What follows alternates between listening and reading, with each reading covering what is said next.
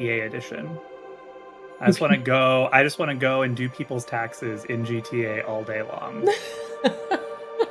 I have seen people do that roleplay. It's really Isn't that what I do in this D&D group?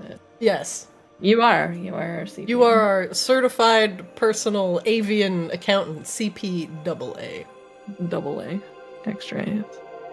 Double A rated. I am loading in. I'm gonna grab some headache medicine real quick. Sounds good. CPAA sounds like C-Swab's secret agent identity. Captain C-Swab, CPAA. I started watching the show Suits. I never watched it, but I started watching it. I'm on like season 3 already, and yeah, I'll be Mr. like Secret Agent Man. I appreciate all of like the work C-Swab is done to keep the docks in check, and actually, it's probably one of the calmest places of Maginox. You're welcome. Look, that's why none of these guys are in jail right now. We're dead. Mm-hmm. Did we ever finish making that pivot cannon customization on the docks, or was that just a fever dream I never actualized? You got the pivot cannons on the docks, yeah. Alright, cool. I was like, I'm pretty certain I spent time describing this, but I don't remember if I actually brought that into the game. Yeah, there are straight up of crazy shit. There are straight up canon like NPCs that are hidden on the docks, so just in case something goes awry, yeah, those will be unhidden. Also, so you're back getting some more food. So what you're saying is the next group of vampires who roll up on the docks thinking they're going to have, like, they're like, oh, we figured it out. We figured out how to avoid their cannons. Are going to have a real bad time when they find out the cannons can rotate. Yes, they're going to have an extraordinarily terrible time. And are loaded now, because they weren't loaded when we had that attack. But wait a minute. So there's just like a vampirate ship sitting at the bottom of like the little shoreline there in Maginox, right? Right. Mm-hmm. Didn't once upon a time Esther say something about we could put a cloaking device on the Audacity if we hunted down a vampirate ship? Yes. I'm just putting that out there. Rain doesn't know that. Rain is sitting in an ironwood boat right now in a sea of lava and just has a revelation like, oh my god! There's a vampiric cloaking device at the bottom of the ship. Like, Rain, do you know where you are? Is she's like on this lava lake? Lava things. This is literally how Rain's brain operates, which is why she just has reams and reams of like random crazy notes. Like, I think Rain, in terms of like applied industrial thaumaturgy, actually is probably slightly more insane than either Kozla or Wangdoodle. But she just plays it off better. If you go to that ship and you swim around in the wreckage and you find the cloaking device item, you can absolutely add that to the Audacity. Wangdoodle, make a note. We should go salvage that vampirate ship when we get back. You can do one better. Just reverse gravity in the area of the boat. Bring the boat to you. True. Like we did with the fish. Yeah. Exactly. The savings comes to you! Add that part of the note, Wangdoodle. Oh my god, so great. I was just considering making the beer that was coming out of the beach just like a permanent well. And then I was like, no, maybe it shouldn't be permanent. Limited run, so we could try to do it again later. Exactly. Because that's all we need is every person in Maginox just sitting on the beach getting absolutely hammered every day. It's suddenly like Maginox Jersey Shore. And I didn't think we could do that. No, you can definitely do that. All we need is somebody with a permanency spell and some more beans. Get beans and laundry. It'll make your own system. I do have I have contingency. Permanency no longer exists. It's just contingency now. Yeah. We can make this happen. I think I have 6 more beans. God. I'm just waiting. Like, if you guys plant those in Muck Home, that's gonna I be really a wanted to. wild I time. also wanted to plant GREBELLA in my home, but we didn't have time. I was like, hey guys, the land is fertile. It's really fertile. It would be great to plant something here. Wink, wink. Yes, 6 more beans. That's all we need is wild Yes. magic beans. But then you winked too much, and Kozlo thought he was pregnant. Again. If I'm being honest, I like to play it with like a permanent wild magic, and I would just live with the results. You know you can do that, right? That's just called wild magic sorcerer. That is an actual Or surge, subclass. yeah. There's also wild magic barbarian. I Yeah. did consider Also an that for option. GREBELLA, I'm not gonna lie. I'll be- I really, really almost did it, but I'll I be thought she honest. was chaotic enough. True. Wild Which- mage barbarian's kind of a letdown. Like it just doesn't Yeah. proc enough. Like the mechanics are just not there. But it's a cool concept. Wild I mean, magic it- sorcerers, however. No, they Yeah. proc even less. It's terrible. Actually, that's kind of true. Wild magic in general, like base game stat or like rules is written, not as Mhm. exciting in 5e. I 3.0 though, wild mages. Oh my god. Fucking talk about casino mage. Yeah, but does standard 5e have a table full of 1,000 wild magic surges? I didn't think Yes. so. Well, They have like it's 20. more. Yeah, it's true. It's really lame.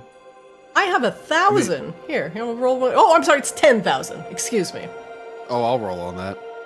I had a in a group I had with some friends. I was playing a wild magic sorcerer, and I asked to home rule it that anytime I used meta magic, I had to roll on the table because I was like, these are way too much fun to not use.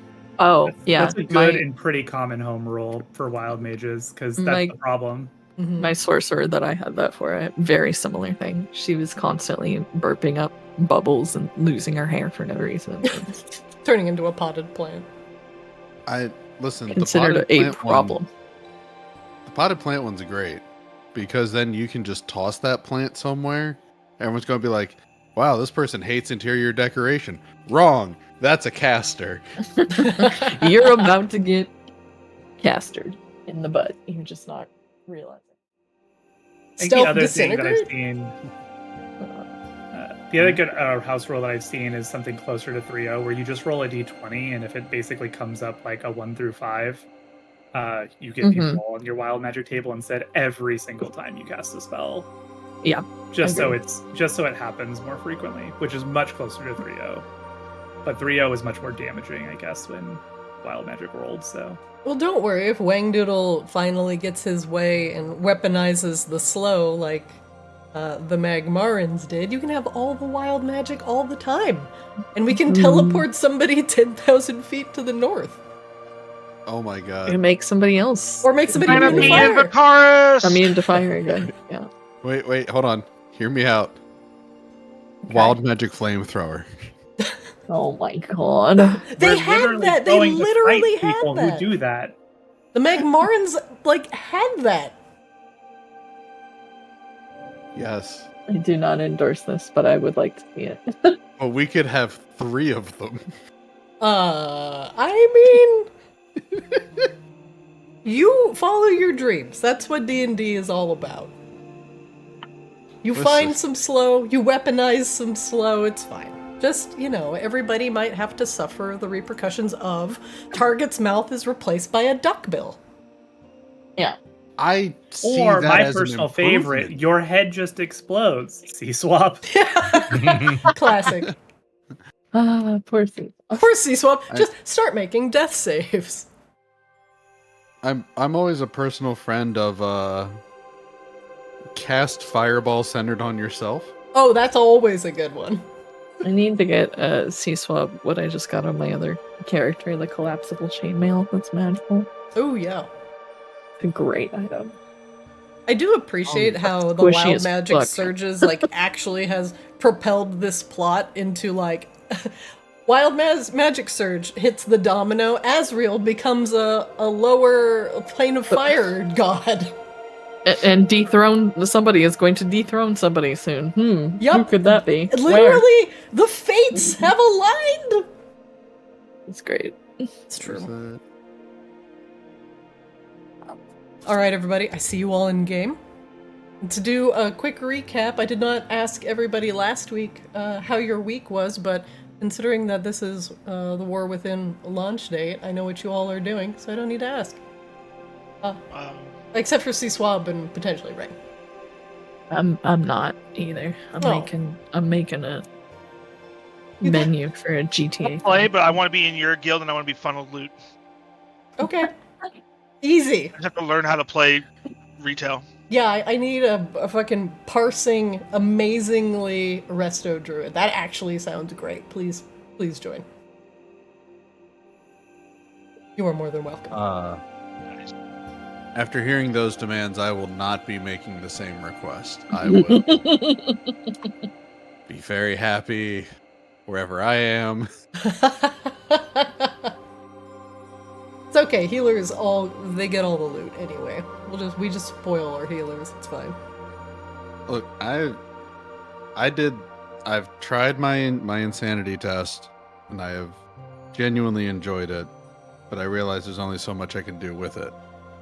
I decided if I was going to go back to the game, I was going to remove all add-ons and just let the game itself sell me. Mm-hmm. How's that been so far? That's been fun. Nice. It has been fun, but the desire to put details back on to know how shit I actually am, it digs at you. It's just there. It's like, you want to find out. And it's like, no, I'm happier this way.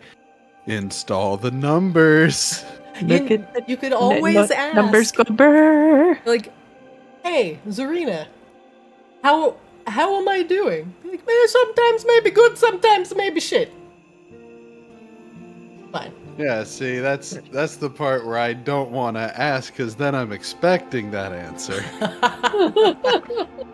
I'd rather be able to observe the bars in shame and just go, good job, everybody. Good Great job. run." Team effort. Now, if everyone could step up to my level, that'd be fantastic. And then I'd never get invited again. I will just settle for a very solid, I hope the servers stay online today. Yeah, we'll definitely go do that next dungeon. Yeah, we'll definitely do Priory, guys, right? Right? Everyone gets raptured and you're stuck in Kazalkar by yourself. I was just laughing with Rain not too long ago. I was like, listen, there's this whole church who celebrate a sacred flame and res people from the dead. Sounds familiar. This is just advanced Roxy. This is just Roxy if she actually gets her dream. She's like, I am the emperor now, and I'm gonna res all these people from the dead with fire. Good. I wouldn't use other stuff. Fire is a great way to tell if someone's alive or not. They usually respond. Don't encourage her.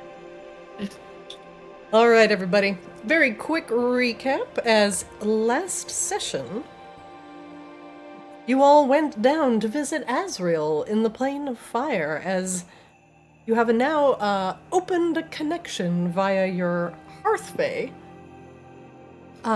Your cauldron has opened a way to the Plane of Fire, and you all visited Azrael down in what was previously known as Novus's Sanctum. And though you have put your salamander sickness problem away for now, Azrael is still kind of getting used to their new chair as elemental locus of the area. But you've all noticed that Azrael has been suffused with strange powers that you are not quite familiar with. Also, Azrael has received quite the visual upgrade, as now 6 separate wings sprouting from their back and an eye of flame are complementing a new sensor that holds just the tiniest ember of Novus. And although the sensor of Novus is little more than a magical 8-ball right now, Azrael has conferred with it a few times and have told you a little bit about a neighboring area, somewhere where powerful fire elementals have all vied for power, a place known as the City of Brass. Once a locus of trade within the elemental plane of fire, it is now being warred over by various powerful fire lords, not to mention some Jinn, or genies, as some of you may come to know them as, who Rain believes can grant powerful wishes, but you do not know the extent of the wishes or what it may cost to do so. The genies have not been active within the plane of fire or the City of Brass for quite some time, possibly due to all the, warring going on. But now that Azrael is starting to get used to their new position, they're learning a lot about these extra-planar politic. And so, with that, and, a couple hellos and goodbyes, you have left Azrael with a little bit of information. Azrael has left you with a little bit of information that the wards surrounding the Vault of Vicaris, ones that previously required the blood of Vicaris and 2 willing souls from Maginox, the wards might not be there anymore, as they were sustained by Novus's power. Azrael themselves does not know how to sustain a ward, and Novus himself is too weak to do anything but be shaken around the censer by Azrael from time to time. And so, the biggest concern was that possibly the Magmarans, who have now taken over Vicaris for the most part, are trying to, or have already succeeded, at breaking the wards on the vault. The powerful weapon, known as the Obliteratus, sits inside an very powerful undead slaying mace that completely destroys both body and soul of any undead it touches, and was used by Vicaris to clear the area free of the feral undead, and for him and the lava drow to lay claim to the powerful ley lines that sat under Maginot. But now Novus is without his Vaki army. Vicaris is long gone, and Charlindra has been, Charlindra, the last blood of Vicaris, was killed and resurrected, thus breaking all of the previous agreements between Novus and Vicaris. For his magic would only be sustained on the Vaki as long as Vicaris's bloodline existed.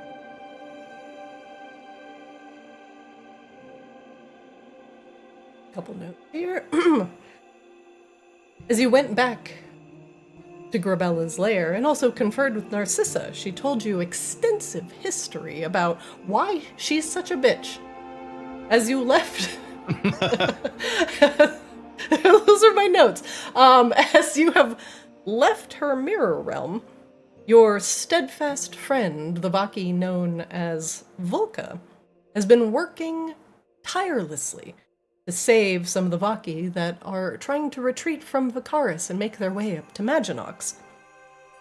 As they are pursued by Magmarans, Volca has both led them up the numerous kobold-dug tunnels and fought off swaths of Magmarans along the way, and has found herself wounded and exhausted, and taken refuge in GREBELLA's cave. As you spoke with Volca, she too was worried about the Vault of Vicaris, and that the Magmarans were gravitating in that direction. Excuse me. Without Novus to uphold or protect the wards, she was worried that the Magmarans would find a way inside. She told you that going through the city directly, namely teleporting to the Obsidian Halls, would be a terrible idea as the Magmarans have taken over, and you would most assuredly have to fight your way out if you decided to go that route. Instead, she drew you a map to go around, to go around the expanse of the city, to avoid the Magmarans, but it was not without its share of danger, as going through and north of Old Vacaris was little more than rivers and lakes of lava. And you, all being, well, made of flesh and blood, could not swim through or take a normal boat across these burning rivers. But Volca had hidden away a rowboat made of ironwood, and she gave you a map pinpointing its place, and told you to take the rivulet down to the main river, up one of the lava lakes, and under the bridge. I don't ever want to feel, over to the Vault of Vacaris. As you found the ironwood rowboat, some of the native creatures of Vacaris had also found it and were curiously nibbling on it. And although you were mounted upon your trusty scorpions, you decided not to engage with the lava creature, and instead gave it what it desired, either wood, which it hungrily gobbled down, and or magical items, which it was very satisfied with. And with that, you had reached a deal.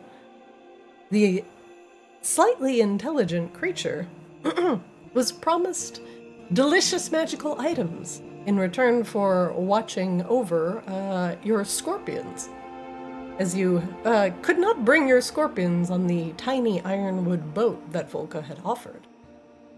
Agreeing, the powerful lava elemental was now the guardian of your trusty scorpions. And together, you got in the small rowboat and made your way down the fiery hot rivulet into a great lake of lava. With GREBELLA and Wangdoodle manning the oars, I was like, you swam, you oared, you rowed. Rowed. Yes. R-O-W-E-D. You rowed your way up the lava lake. And that is where we ended last session. Today, you find yourselves in a small, warm rowboat as lava flows around you. A great deal of ruins sit to the north, to the east, and the west. Perhaps remnants of what was a part of Old Vacaris, but now nothing more than ruin. The large lake that you're on seems a little too quiet. We'll find out what lurks within right now. One moment, please.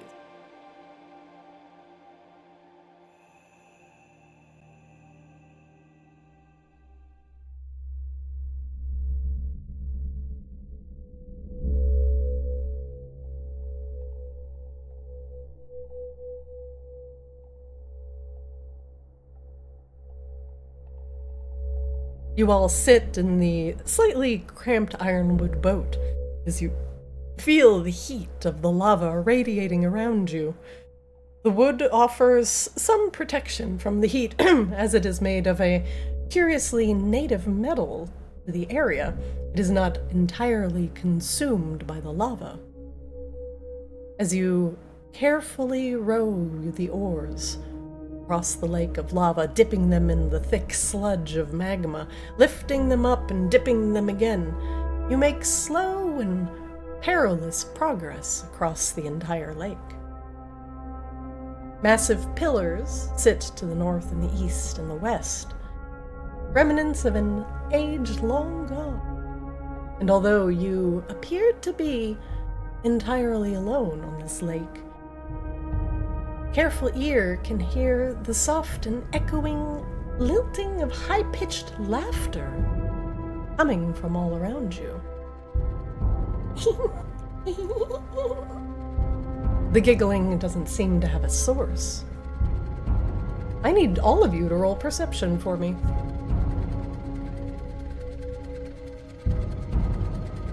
I gotta relog in. Oh, sure.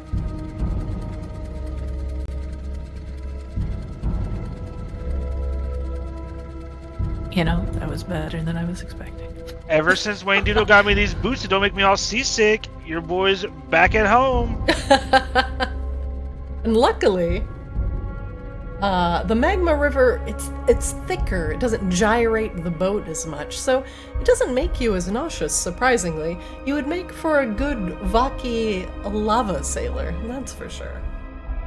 Are we paddling through spicy jello? Is that what's basically going on? Very thick, spicy jello. Spicy jello. Yes. How many seas thick? Yes. Sea Swab, the echoes of laughter catch your ear, and you can pinpoint the source. Coming from the north, multiple sources of laughter can be seen. A small imp dances across the surface of the water. Oh, and he's not showing up for me. I'm gonna ruin his day real quick. There we go. Occasionally splish splashing across the top of it, slapping the hardened surface in order for it to go from a crackly gray as it is exposed to the air back into red, hot, and orange magma. The imp seems amused with this game, but as you all come into view, it swivels its head, looks at you, and tries to hide itself around the corner of a nearby large boulder, the size of a large boulder. Crazy. But, Sea Swab, even though you can only see a single imp, that is now hidden behind a rock. There are other echoing voices of laughter coming from different areas. Although they have not made themselves seen yet, you know there may be at least more than one imp that may cause trouble along the way. What do you do? Would I know? Did I see the imp before it tucked up behind, or no? You did. You saw this one right here, up to the northeast. Would I know anything about it from seeing it? Like, would I know, like, anything at all? Make me an Arcana check.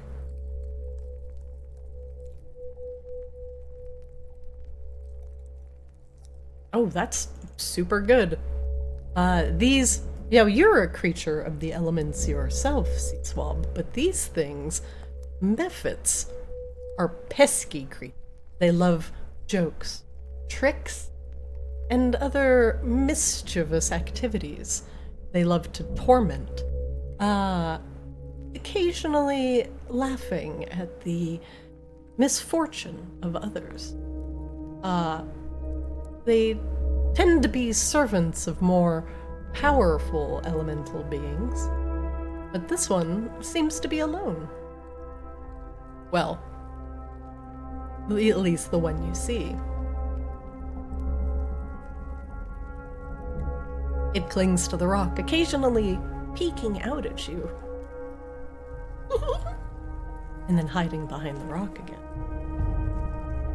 You feel confident that this might cause trouble for you if you don't potentially give it something more amusing than 5 kobolds in a rowboat.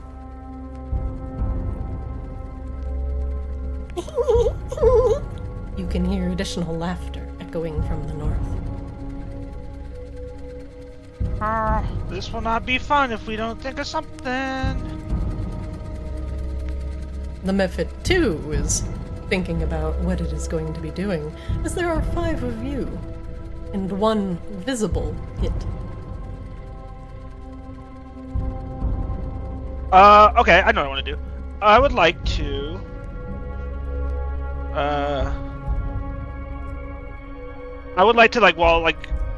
from the angle I am behind GREBELLA, I would like to use mimicry and laugh back at it in its own, like, sound, hoping that maybe it thinks that we are friendly.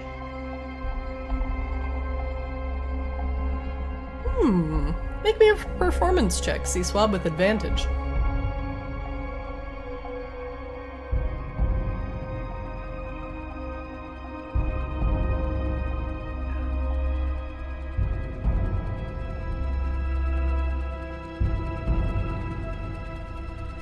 C-Swab, would you prefer to roll deception on that, or would you prefer performance?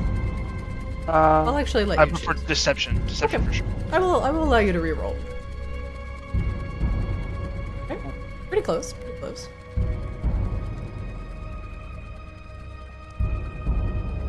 The Mephit will make an insight check.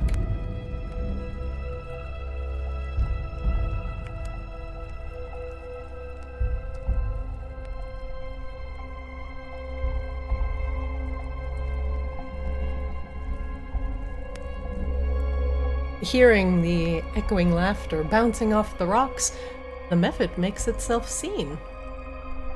Huh? It seems amused and beckons his other friends to come out to play. It's okay. Come out. Yes, his friend.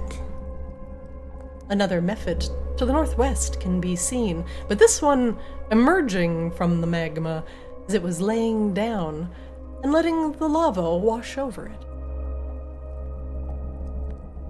Ah, friends. Yes, making friendly sounds. The Mephit draws slightly closer. You there, on the boat? Seesaw will respond back, but like from behind Grebella. Yes, friend, just passing through. Large friend. Do you come with gifts? Yes. We do love gifts. Seesaw's gonna like look through his bags of like what he would give a Mephit.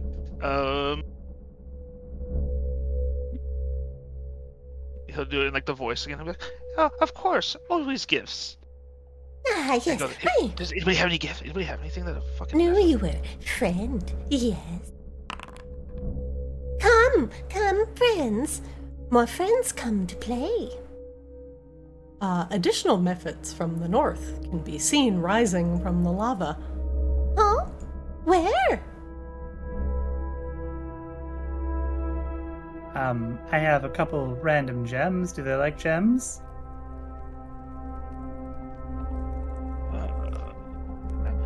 Gem, you like shiny?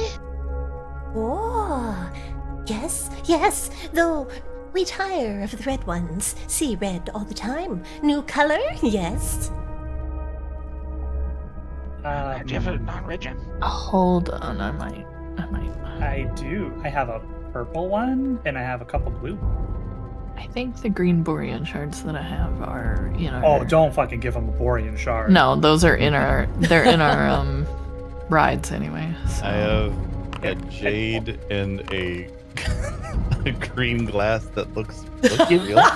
Seesaw's gonna be like, give me something They non-red. did just say shiny, and Okay, give me something that's not red, that's worth the least amount. Here. Well, it's a zircon. It says it's a transparent pale blue-green gemstone. There. Alrighty. Seesaw's gonna hold up the zircon here that Rain just dropped that I cannot pick up. It says out of reach. Oh, It also, like, made me, like, do something weird to drop it. I don't know if it's even, like, an item. Yes, blue? What is blue? Not red? Ah, perfect. I've been asking that question for years. Let us see. Come, friends. as the other Mephits start making their way down from the north. Before they all get flapping. too close, I'm just gonna like whisper behind Grebella's ear, like, if they get too close and this gets bad, just start swinging.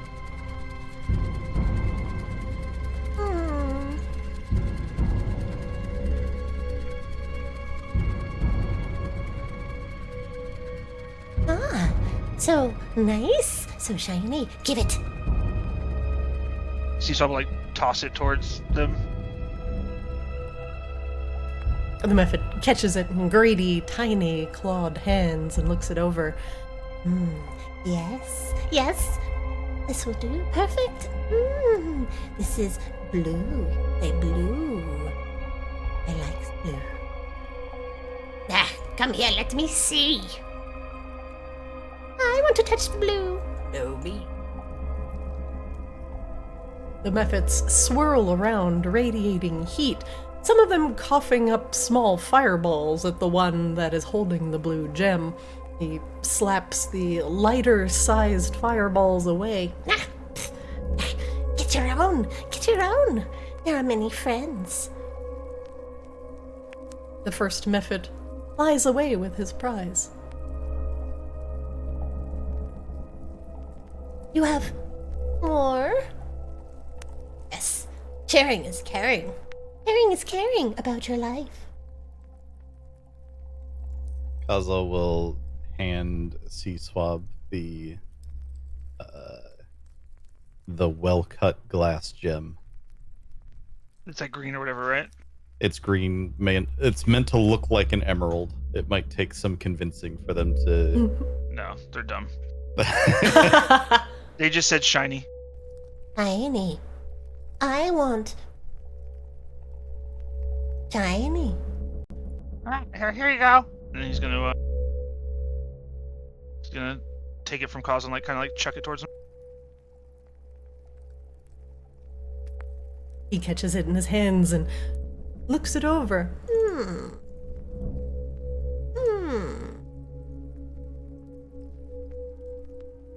It's perfect. Shiny. What color is? Green. Also, not to like. My voice is all right. It's green. It's like blue and, or it's like blue and yellow. What colors? Yellow. Lots of yellow. Green.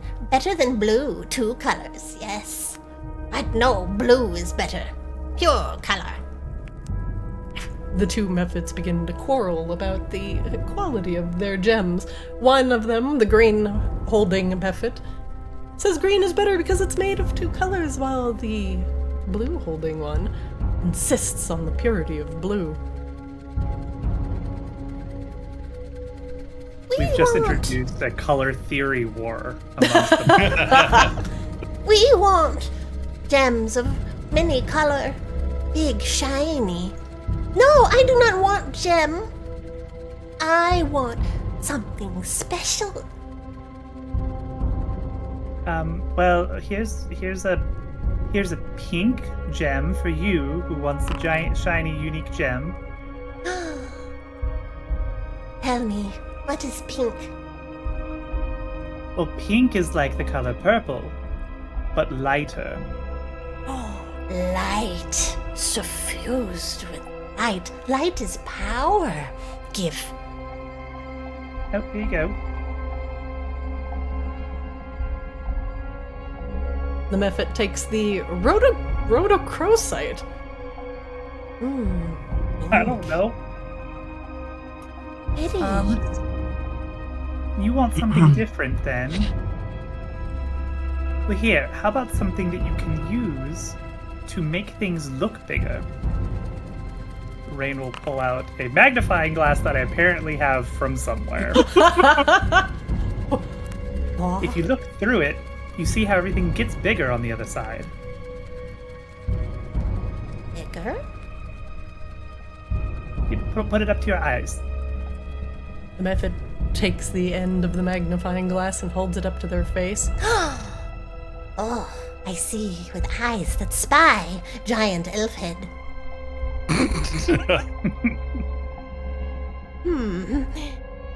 Oh, he taps the glass in the center. I see through this. Yes, absence of color, but embiggeness better. You friends? Does your gem make bigger? Mine is pure color. Mine is two color. Mine is light. Mine is embiggening. Big. We should probably go. No, mine is the best. No, mine is the best. Bro. Okay, but I do love them though. Yes, if Azrael was here, we'd be taking one home. What if making bigness on gem make big gem? Only He's make hard. big gem biggest, bestest. And we're rolling. A little to the left. There is one more Mephit to the north that has not come down and joined his friends. He is significantly smaller than the others and flies in front of you and holds up a tiny little hand. He is wearing an abnormally small helmet. Who makes helmets that small? And has a spear in his A hand. method for ants. He has a tiny spear in his hand that is no more than a sharpened piece of ironwood. What? He says in a very, non-confrontational, high-pitched voice. He adjusts the helmet on his head. Stop. Checkpoint.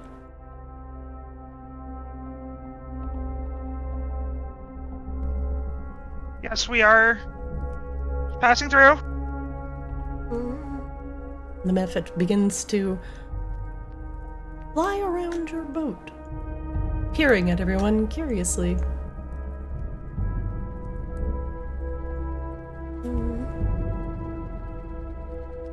What do you have? Illicit good? Anything illegal? There's laws here. I am the law. He says in a very quiet voice. Could you give us some examples of things that are illegal? Otherwise, we're not sure. Water. Illegal. Don't think I have any of that on me. I have But I wine. do Wine's made with water. No, it's not. It's made with grapes. Sea swallow, dude. What? Illegal! Well, actually, I do have this for you. You're the god around here, right? I am the High Guard. Oh well, shouldn't the High God have some method of alerting everyone when something illegal comes by? Yes. Yeah, if you put this to your lips and blow, it'll make a really loud sound so everyone around knows you found something illegal. The Mephit. Yeah, we were sent here to give you this so we can get by. So you can better monitor things. Rain, make me a deception check with advantage. Deception with advantage.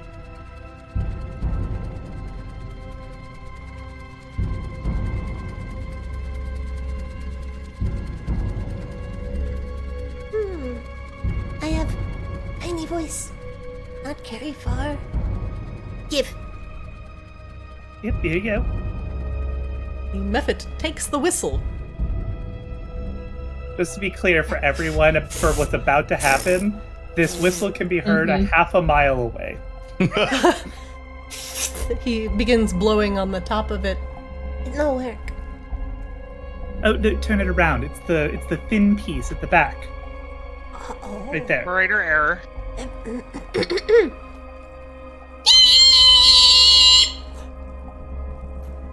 What? The Mephits to the south. What is that racket? Shh! No, distraction. I have best gem. No, your gem's stupid. This is good. Here. You may go. Haggard says. Pass. Tweet, tweet, tweet, Thank you. He blows on a little bit.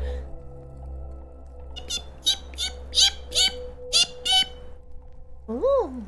You just hear the entire time him softly tooting the whistle but not creating the ear-piercing screech that he just once elicited from the whistle.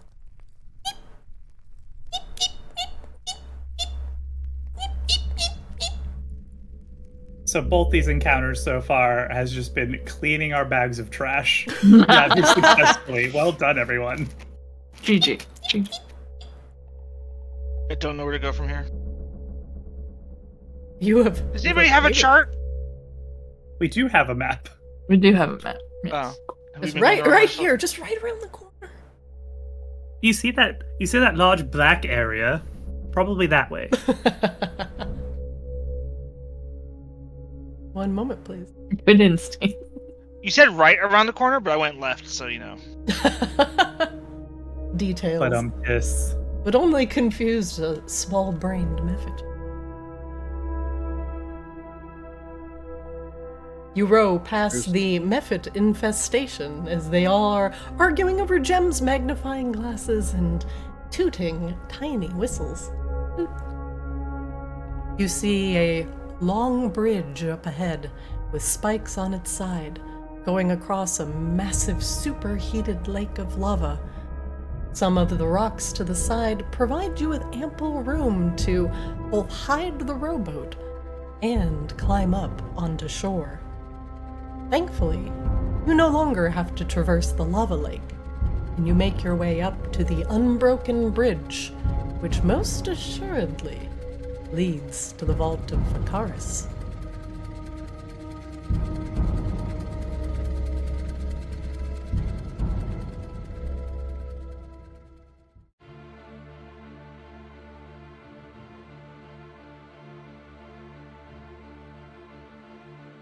As you hide your boat safely and climb up onto the bridge, directly to the north, action. A familiar friend can be seen. The massive salamander fire elemental that you saw previously that was fighting the blood hag disguised as Zinvaki.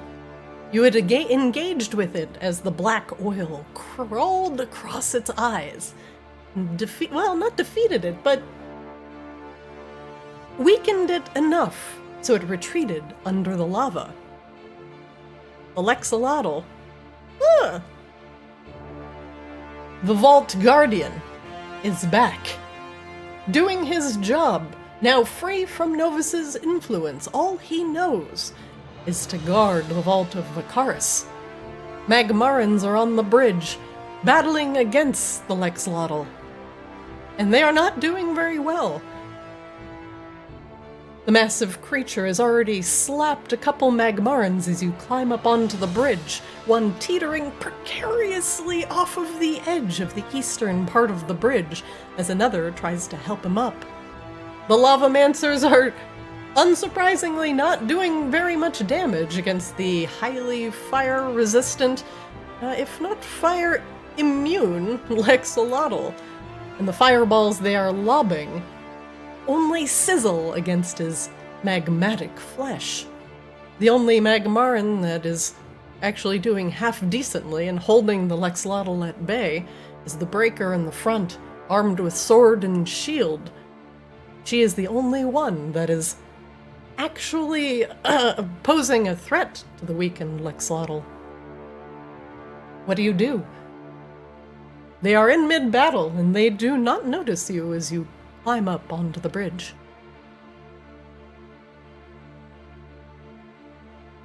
Didn't your friend Azrael say something about sending the big scaly creature back to the plane of fire to be cleansed? Yep, I think that's what we need to do. Think we can convince those up there to do it? I think they're trying to, in their own way, yes. Well, should we announce ourselves then, or you want to get closer? All of you can make me an animal handling check. I actually points at that. No, I don't. I thought I did. Nope, not me. Rain, though. And Sea Swamp. I have a You do have a point in it, but then you also have a minus. Yeah. To net zero. Kozlo, you want to do an animal handling for me? Sure. Yeah, this is pretty decent. However, only Sea Swab and Rain. The Magmarans have driven the Tlexolotl into a frenzy, and judging by the black ichor that is still crawling across the Tlexolotl's eyes, it is in no mood to rationalize with those that are attacking it. You might have to defeat the Magmarans in order to show the Tlexolotl that you are friends, and pray it does not remember you.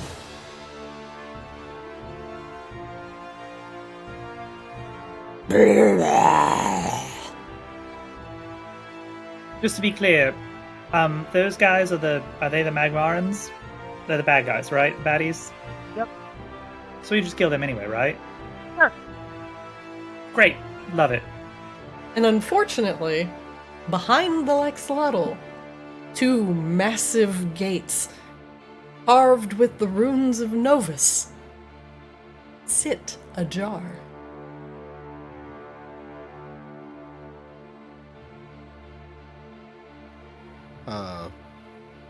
Wangdoodle's just gonna go ahead and bring out Cannon 1 and Cannon 2. Sounds good. Cannons at the ready. The Magmarans still do not notice you. Yeah, Kozlo is doing the same.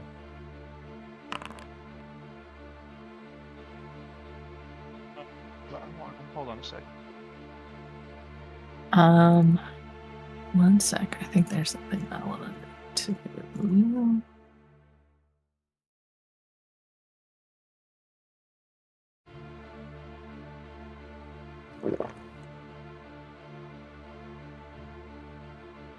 Grebella's gonna chug that. Oh, God. I have a quick question. For pack magic, do I only have one spell slot for that? Is that correct? Yes. Okay. Save it. Let me just look real quick. Yes, that is correct. But you regain your slots on a short rest, opposed to a long rest. Was that supposed to apply a buff to you, Grebella? I think so. It just changes my strength to 25 instead of 6. Oh. Rain tried to pick Oh, that's Excuse cool. me. Hey, what you got in here? What? I got a lot of stuff. What do you want? Hey, just in case we have more Mephits show up. Yeah, I kind of ran out of rocks. Weirdly, I'm out of rocks now too. Grebella, I'm going to give you a temporary buff that will give you 25 strength. 1 moment, please. Otherwise, you guys can talk about how you would like to handle the Magmarans. 1 second.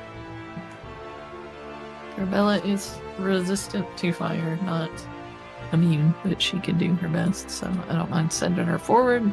If she activates her shield, remember with a bonus action, she does gain immunity to fire. That's right. Fuck it. Do we think if they got knocked into the lava that they would care? That you do not know. I would require probably an Arcana check. Yeah. Grebella would make that with advantage. Well, I will make it with +9. Grebella, I'm going to temporarily change your 16 strength to 25. Yeah, let's definitely let him start. There you go. My god. Grebella, make it one more time because you can make it with advantage. Oh, okay. Right. For good measure, I'm gonna flash him. Oh. Oh. It looks fiery. It's got a flame. Kozlo, the Magmarans are most assuredly resistant to fire. Now, if they hit the surface of the lava, they might make it to some nearby rocks if they swam awkwardly. They would have a much better chance than you would, but they wouldn't die immediately upon hitting the lava, no.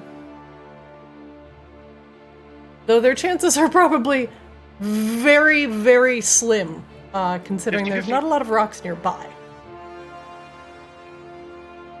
They would not be able to climb back up on the bridge, though. There are no good places to climb up in between here and where you guys parked the boat. Well, we got 3 force ballistas. Easy, clap.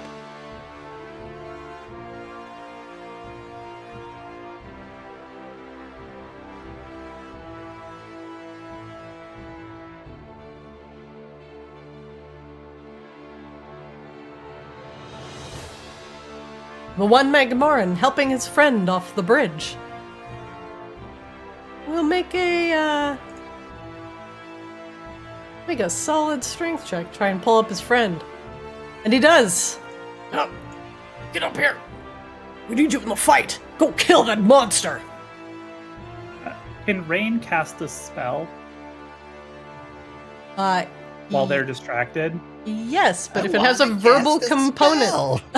if it has a verbal component, they will have a chance to hear you and not be surprised. Let's see. It does have a verbal component. Okay. But I think it's okay if they're not surprised if it lands. Okay. What's your spell? Let me just double check. Oh yeah. Okay, where?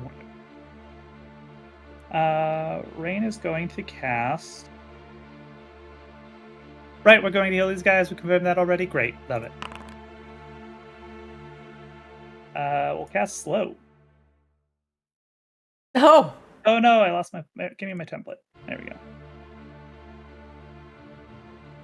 the Magmarans will all roll to see if they can hear you. Oh no. As slow is applied to 3 of them, one of the Lavamancers manages to resist the effects of the spell. Let's roll some perception and see if they're surprised. Oh my god. She's really busy up She's there. super busy. And I'm gonna roll She's 3 just times girl for these bossing guys. so hard. That was persuasion. Oh god, Persuasion. I can't read or write. They're so persuasive. Holy Hey, do you want to shit. get back in that fight? Yeah, sure, Bob. Love it. Would love to. No, would not. 1, 2. One of them hears you. One of them hears you. The Is guy it the that same one? it is the guy who got pulled back up onto the bridge, who is now facing you, and he is the only one that sees you. So you would get a surprise round against everybody else except for him. One moment, please. I'm going to put you all in combat. Him and friends. I'm going to need you all to roll initiative for me.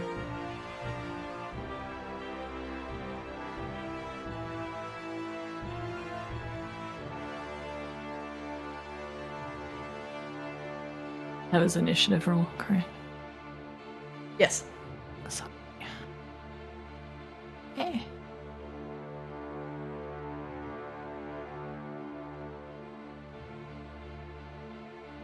I'll roll for the cannons and put them where they belong.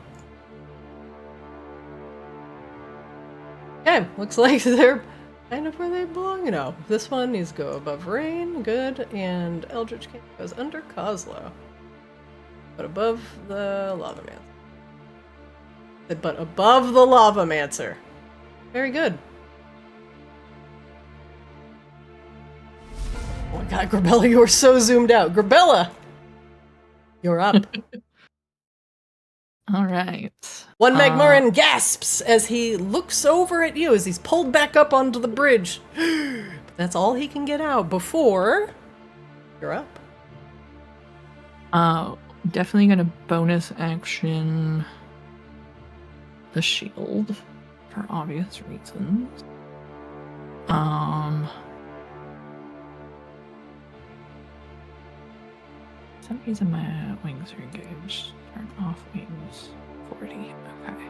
If you bonus action activate the shield, you cannot activate wings. It's also a bonus action. Yeah. I was turning them off. They were turned on. Oh, all good. For reasons.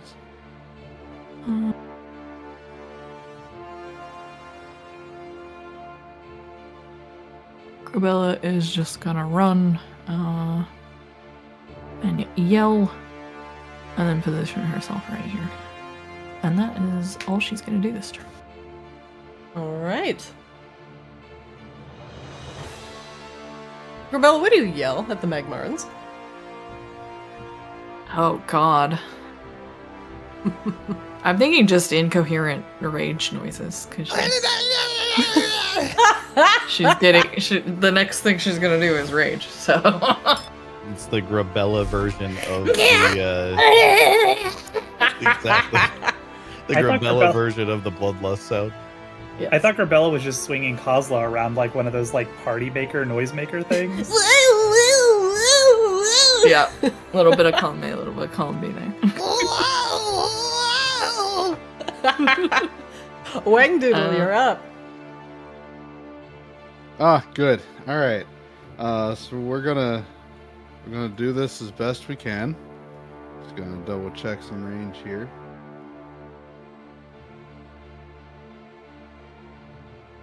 All right, we're gonna do some shimmying real quick. We're gonna shimmy up here. Okay. Whoa. Sorry, I'm gonna need to remember what buttons I need to. All right, there we go. GREBELLA, let me give you a hand. And we are going to enlarge GREBELLA. Oh! GREBELLA! You become larger. One moment, please. Okay, More do that. like GREBIGA.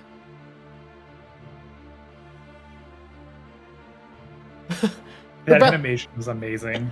The ground suddenly seems a little bit further away, and the Tlexolotl seems a lot smaller. No, you're just bigger, and your war cry is now a little bit deeper.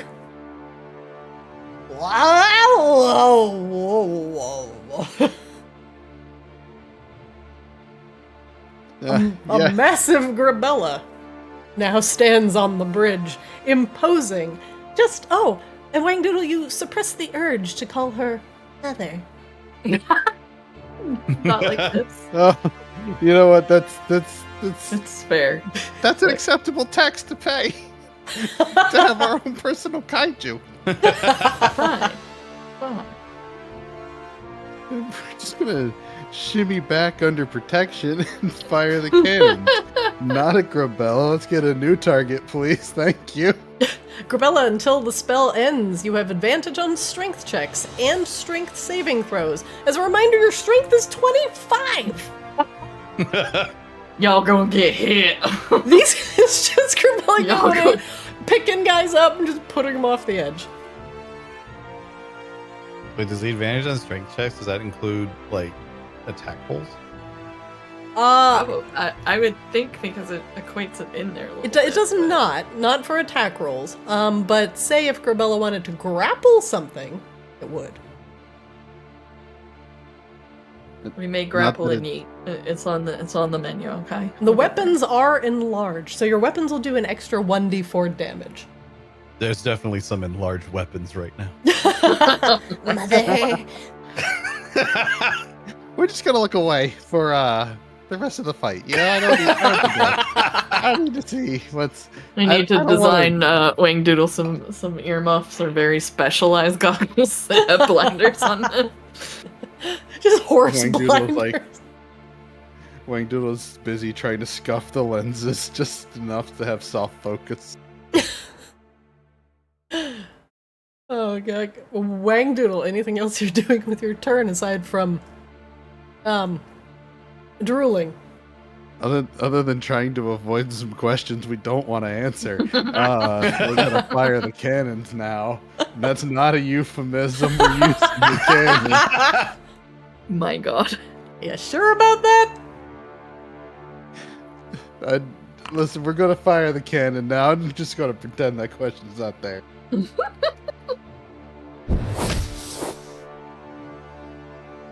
Oh, All right, good, good. that'll hit. And alright,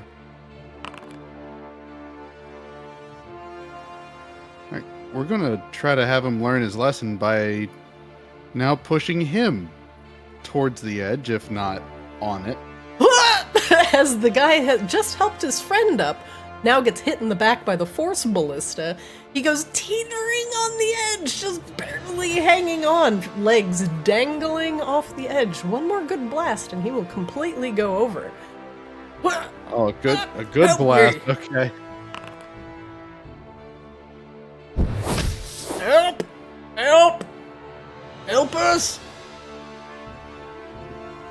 What? Where'd the attack go?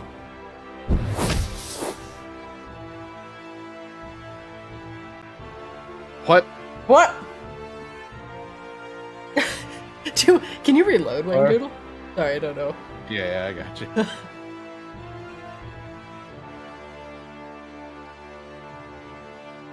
Help! Oh no, disconnected. Not Arctis too. No! See, I knew. When stuff stops working, I know it's like It's about time. it's about that time. It's just the prior. About time for a relog. It's the Priory all over again.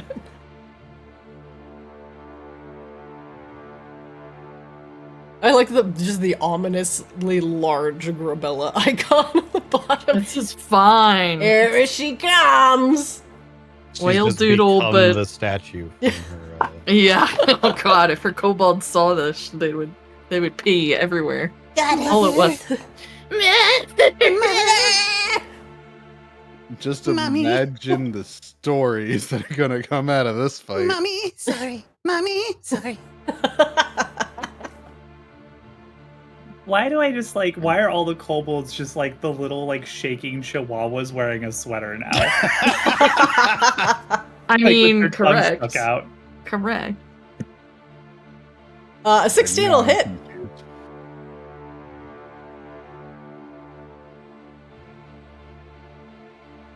For 15 damage. Do you want to push him back And, 5 feet? I absolutely do. No, it looks like he's run out of brain. The last thing that you notice as he goes over the edge, and you just hear him go splish into the magma, is that he's resistant to force damage. How unfortunate. But he forgot the sticky shoes. That's his problem. But he is also slowed in the lava. Yes, the lava mancer is not going to be mancing a lot of lava. It's just really bad day at work. Wangdoodle and your ballistas. Does that end your round? Yeah, that'll be it for us.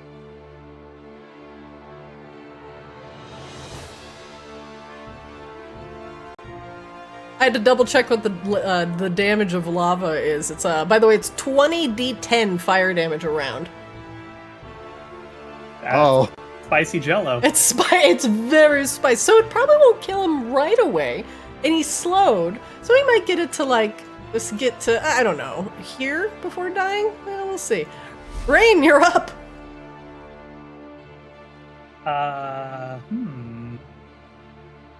Oh, hot, hot, hot, hot, hot, hot, hot, hot, hot.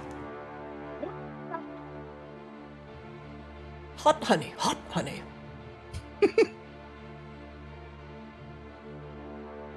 No, draw a tool, please. Please. No, stop. Rain's about to make smiley faces on the board here.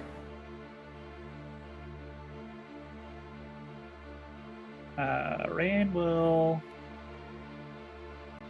step forward a little bit.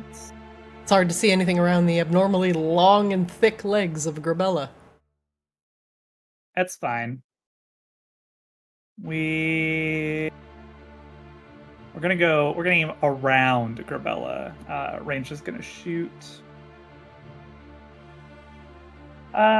You know what? We'll go ahead and bonus action Mind Sliver this guy. guy who resisted us before, like a jerk. Oh, that'll hit.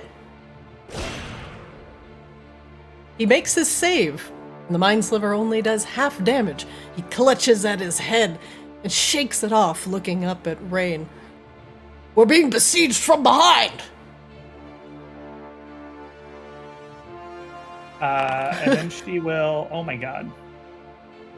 Sorry, my mouse is being kind of fucky. It like double clicks weirdly for some reason. We're gonna Ray of Frost him.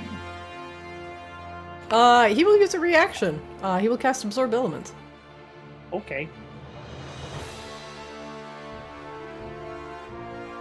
Damage? Oh, it rerolled. Sorry, I rolled the attack. Damage? No, I did roll the damage.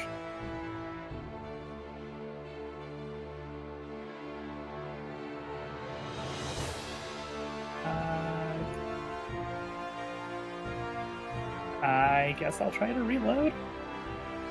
Or do you just want to go ahead and just roll the damage separately real quick? You can re-roll the damage separately. What level are you casting it at? Well, this is just a cantrip, so it's, would it be 3d8?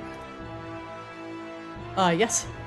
So it's 12 frost damage, or ice Oh. damage. Okay, he will take half of that with the Absorb Elements. Take 6 damage. As his feet frost over, his purchase on the ground becomes significantly more slippery. He tries lifting his feet off of the bridge, which are now encased in ice. And Rain will just move, like, the rest of her movement back, which should be 15 feet. Oh, I'm actually back in really fast. Okay, I'll just do that. And then that's it. Very good.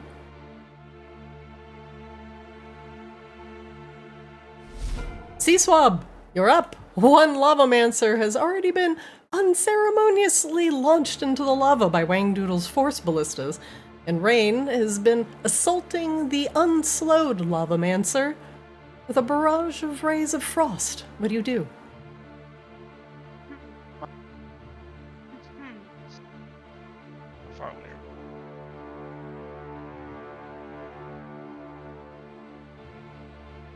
We were very far away.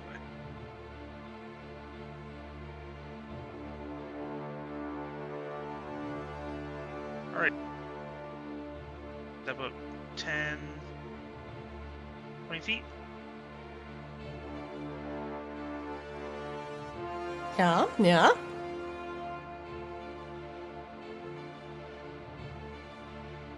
And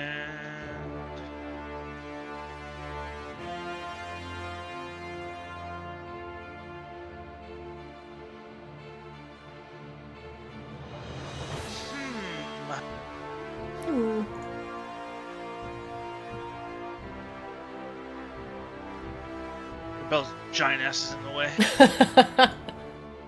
You used to it. It's like your statue's here in the person now. We'll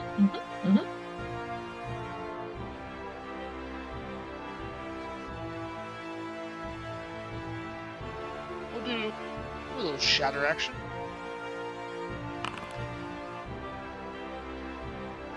All right, where are you putting that?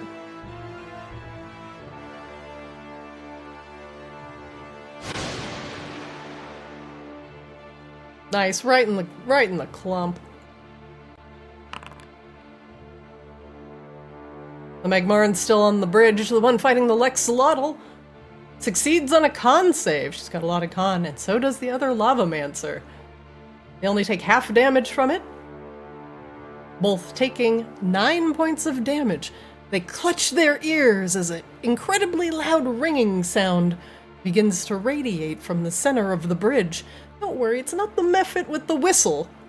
Although the reverberating sound echoes through the cavern and causes the Tlexolotl to emit a massive roar. Does not seem to like the sound, but neither do the Magmarans. Well, all I did was really piss him off, so this should be fun. since I checked this close guy. What would you like to know? Just 2 HP. All right. You do know that he is currently slowed. There you go. Just a wee bit damaged. Does that end your round, Senior Swab? Kozlo, you're up. Tlexolotl at the end of the cavern lets out a massive roar. What do you do?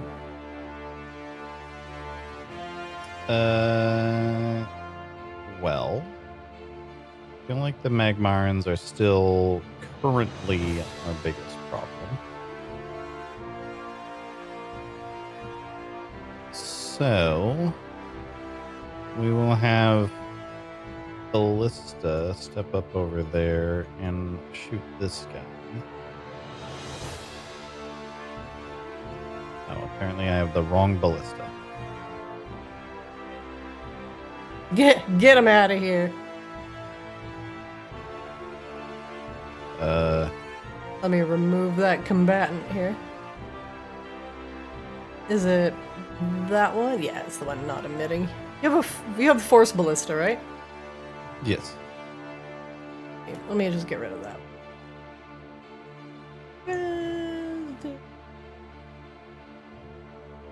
There you go. All right.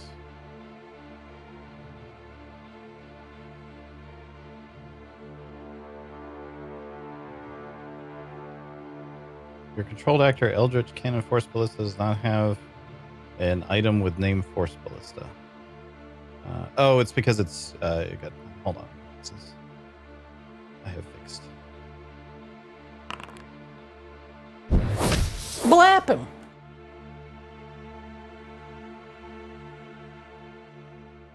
A 6.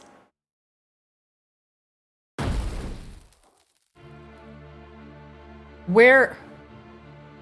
That Lavamancer.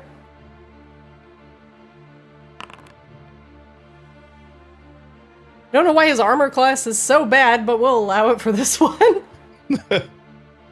Yeah, I'm a little surprised that hit. Yeah, his armor class shouldn't be that low.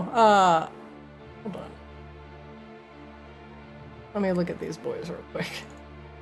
Yeah, I actually feel like Mind Spike shouldn't have done any damage to the Lavamancer earlier, too, because it's not saved for half damage.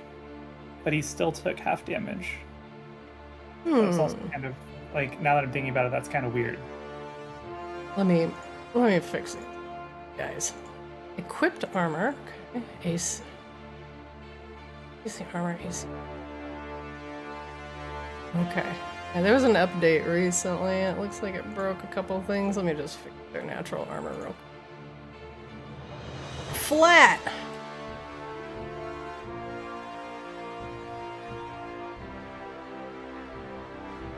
Okay, Kozlo, unfortunately a 6 is gonna miss. That's very rude. How dare you? How dare me?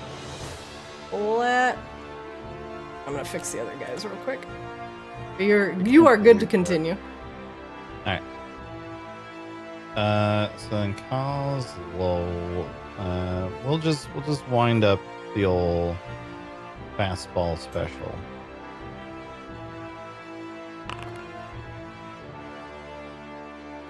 The blistering firebolt. The breaker seems to be fine. Okay. A 22 will definitely hit.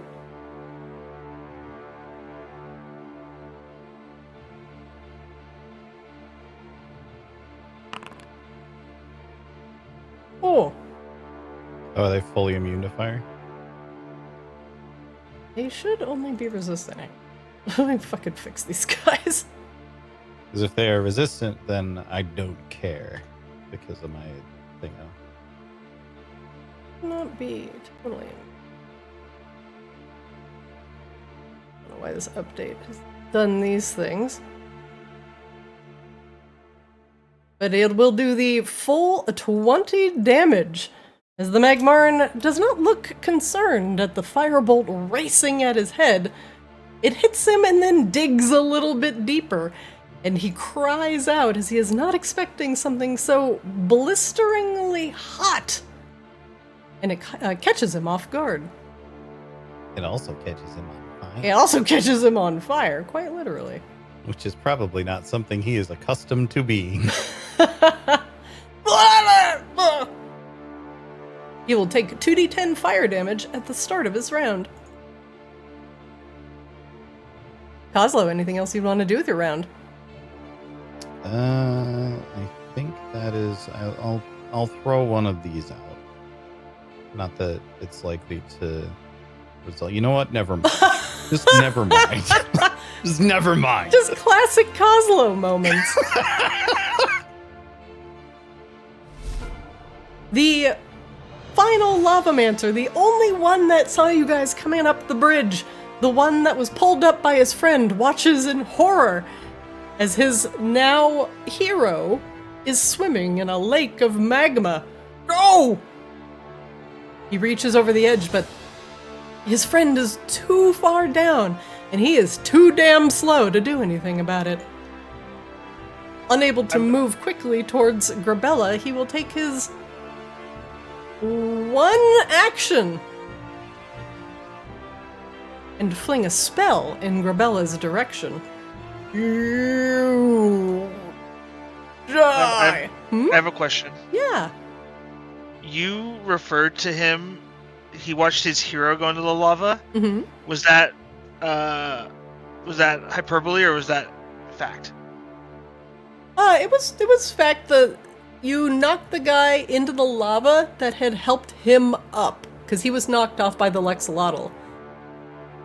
So like that was like his true hero, right? Like that's like a small child watching like Michael Jordan fall into the lava. No, it's just for the moment. It was his friend. Yeah, I was trying to get some emotional damage. There goes my hero. Watch him as he throws a fireball. Oh no, they're coming for our royalty. My royalties. All right, where's this template going? Do we get half cover from GREBELLA's giant ass? You wish. Wow. I said it with love. Uh-huh. Sure. Burn! He yells as he throws a fireball down the length of the bridge. Dex saves. Sorry, GREBELLA, no advantage on this one. First of all, rude. Second of all, definitely absorb elements. C-Swab with a nat 20. GREBELLA, you are immune to fire, and you emerge completely unscathed from the fireball.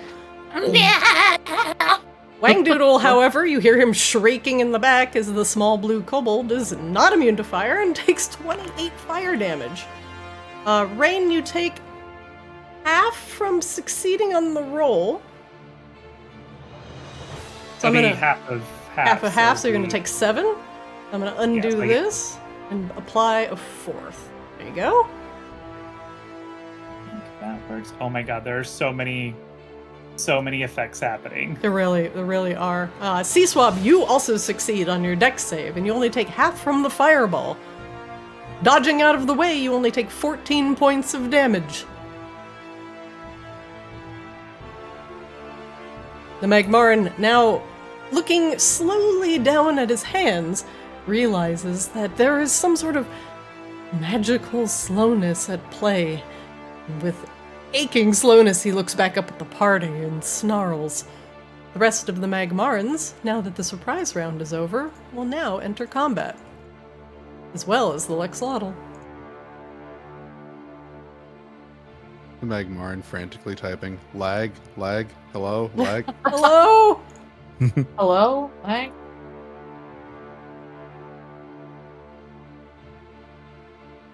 Oh, Guy- his slow went away. Why did his slow go? He is still slowed, for sure. It shows it on my screen. I don't know why the icon went away, but it's fine. Icons have been kind of weird today. They have been weird. Start of the round, round 2, GREBELLA! God, you're up. You are Alright. large. You are in charge. Surprising 0 people. We do want to rage though. I could have sworn I have quick hit this 4 times and it still doesn't want to like Target yourself and try it. Yeah.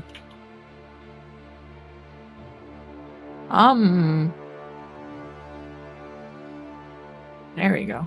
Oh my goodness. Lag. We do be raging though. We do be raging, GREBELLA, stomping your foot into the bridge's stone. You let out an ear-piercing cry and charge forward into the lavamancer.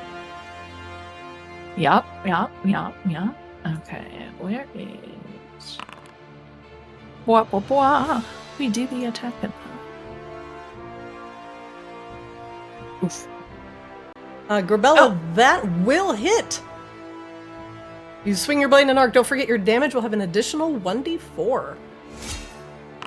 1d6 plus 6 for radiant? I mean 1d4 for being enlarged, plus all your other things.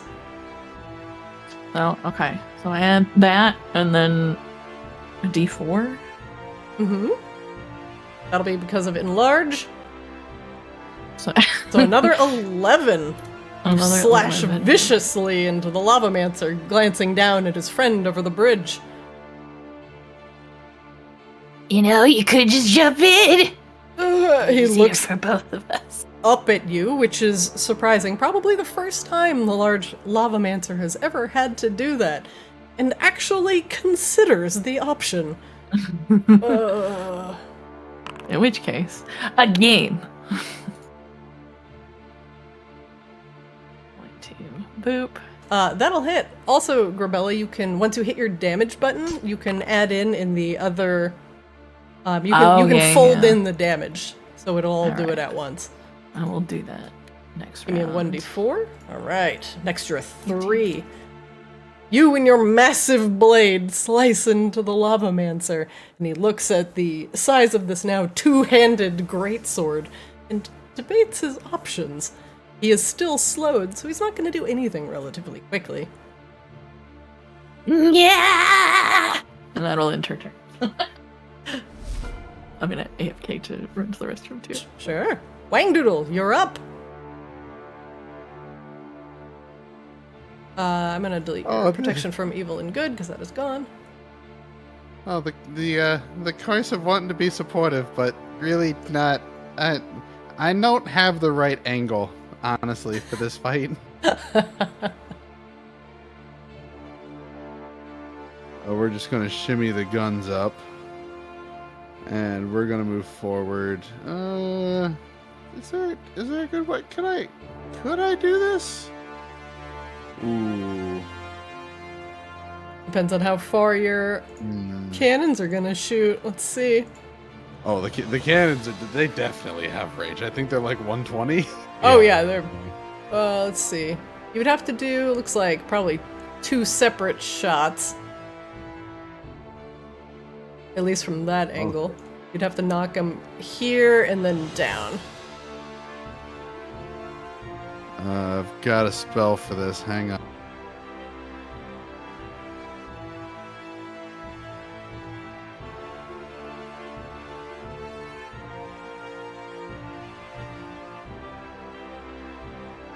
I think what we're going to do is we're going to go ahead and cast ourselves some shatter.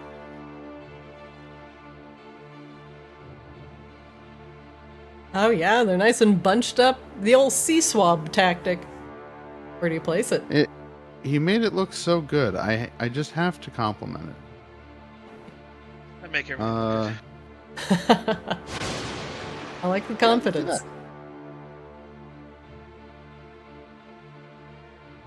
The Magmarans rolled resist.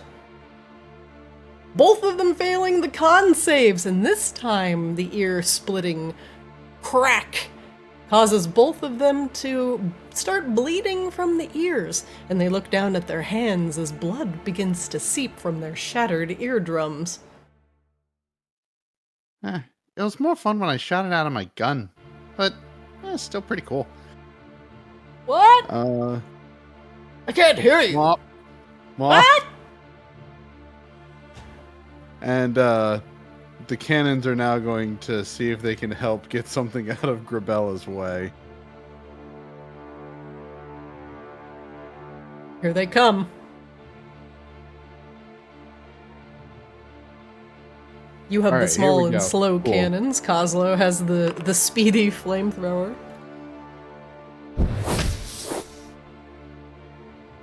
Lavamancer definitely gets hit by that. Don't tease me. I saw that 20. Don't do that to me.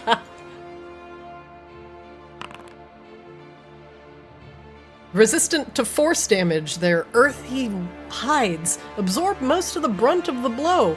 He gets pushed back 5 feet, and once again he's hanging precariously off of the edge of the bridge. Help me, large woman! Oh, this is perfect. They're definitely in range of that second one. He looks up at Grebella with a furrowed brow. You're Earth Ganassi, why are you fighting us? Help us! We've already got the vault open. We just need to get brother. inside and get the Obliteratus. You're fighting for these worms? It really doesn't like it when I try. to Actually, use it. it's not a worm because it has arms and legs. You can try using the first force ballista. And I'll check out. I don't know why it's not. Okay, that'll do it. Okay, that'll do. That'll do, but that'll miss. Oh, dang Grebella, it. you feel a muted thump as a force ballista hits the back of your leg. You know what? As a last ditch, we definitely didn't just shoot our enlarged friend. Let's try to get some insight on this one here. Ooh, what would you like to know? Ooh, that's a good question. How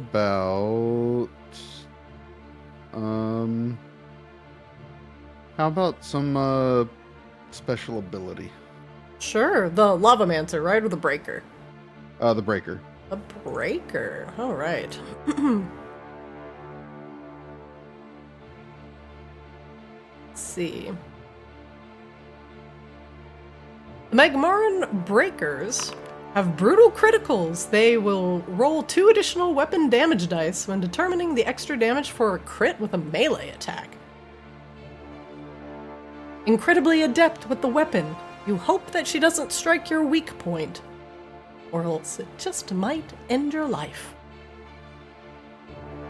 Well, I mean, for me, that's pretty much everywhere. So small and crunchy.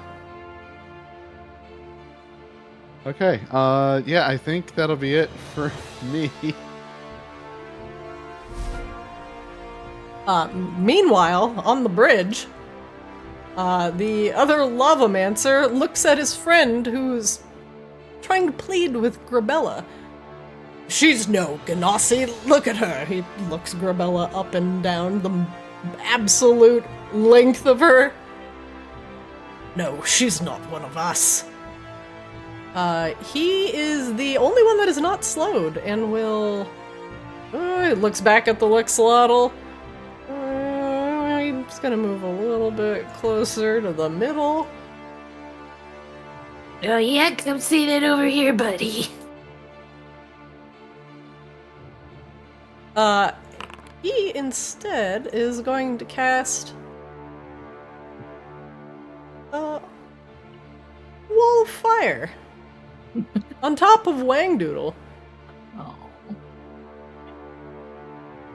He creates a wall of fire on a solid surface within range. It's going to be the length of the bridge. Each creature in the area must make a dex save. That will be Wangdoodle.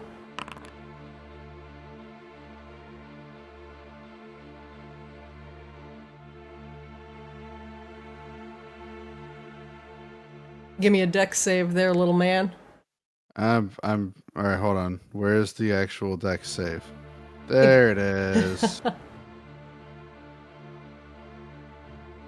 No, that was the time for the 20. That was the time for the 20.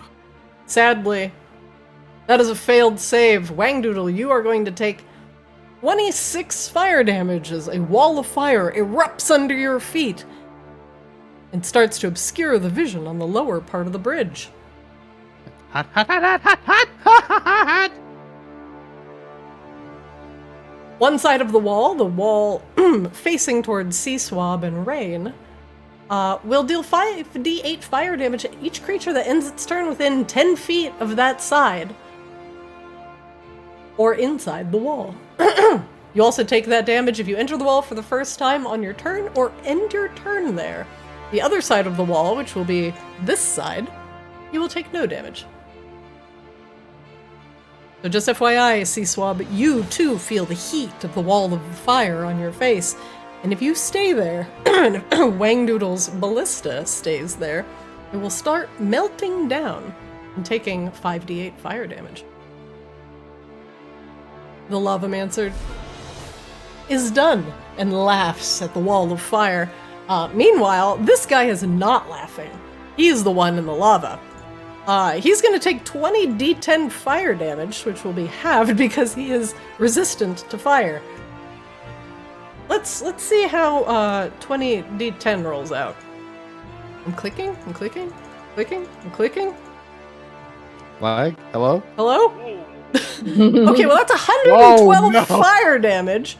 What's 56? 56. Yeah. Play the game goes to Wangdoodle. Hot. He's slowed, and he's going to try and pitifully swim away. Oh, don't go further. I'll toss you a rope or something. Rope in lava, you idiot. Probably the last thing he'll say is he burns in the pool of magma. Rain, you're up. A wall of fire has erupted on the bridge, completely obscuring Wangdoodle from view.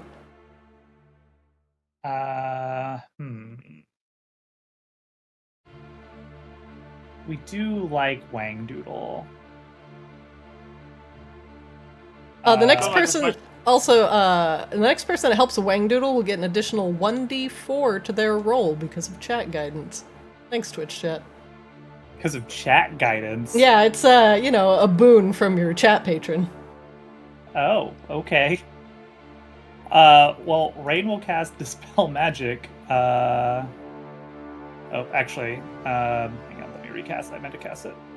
Since I've seen the spell, recast it at level 4. There we go. To dispel the wall of fire in front of her. Oh, Wall of Fire is a 4th level spell. Yes, I know. The Wall of Fire immediately dissipates. Rain, you unweave the spell, and the heat that is glaring off of Sea Swab's beak abates momentarily. Let's see. Oh, I suppose I'm gonna have to get closer then.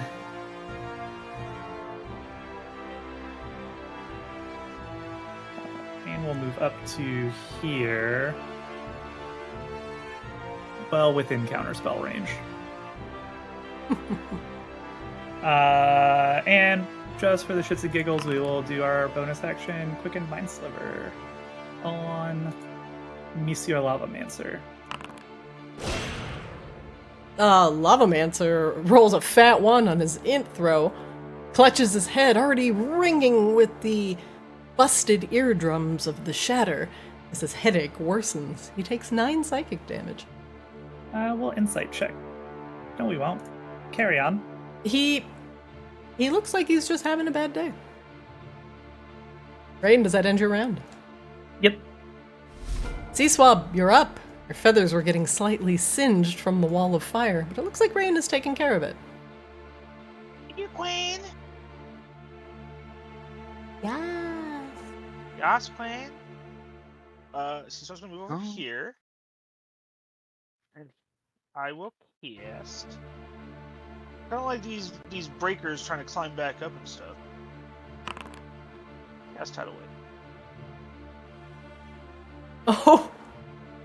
30 feet long, 10 feet wide, up to 10 feet tall. Each creature in the area must make a dex saving throw. On a failed save, creature takes 48 bludgeoning damage and is knocked prone.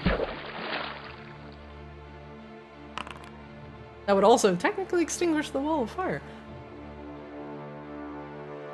I didn't have to do that. But it's okay. Alright, so you're trying to hit the Lavamancer, both of the Lavamancers. Yeah, and then the one that's like on the edge there. I don't want him being able to climb around. Help Fair. His friend. They both have negatives here too, actually, because the one is slowed and the other one's mind slivered to their saves. Oh god. The slowed one gets what, -2? Yeah, I think it's just a -2, and the other one's a -1d4. Okay. Hold on just a sec, let me just make sure I've got the correct one. That one is mind slivered, okay. He's gonna make a dex save with a -1d4.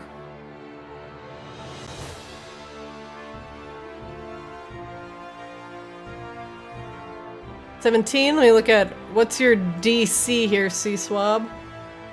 Let me look at your spell casting. Sorcerer spellcasting spell DC 14. He succeeds. He will only take half damage and is not knocked prone. However, let's see about the guy who is hanging off the edge of the thing. He is slowed. That's going to be just a -2 to his dex save.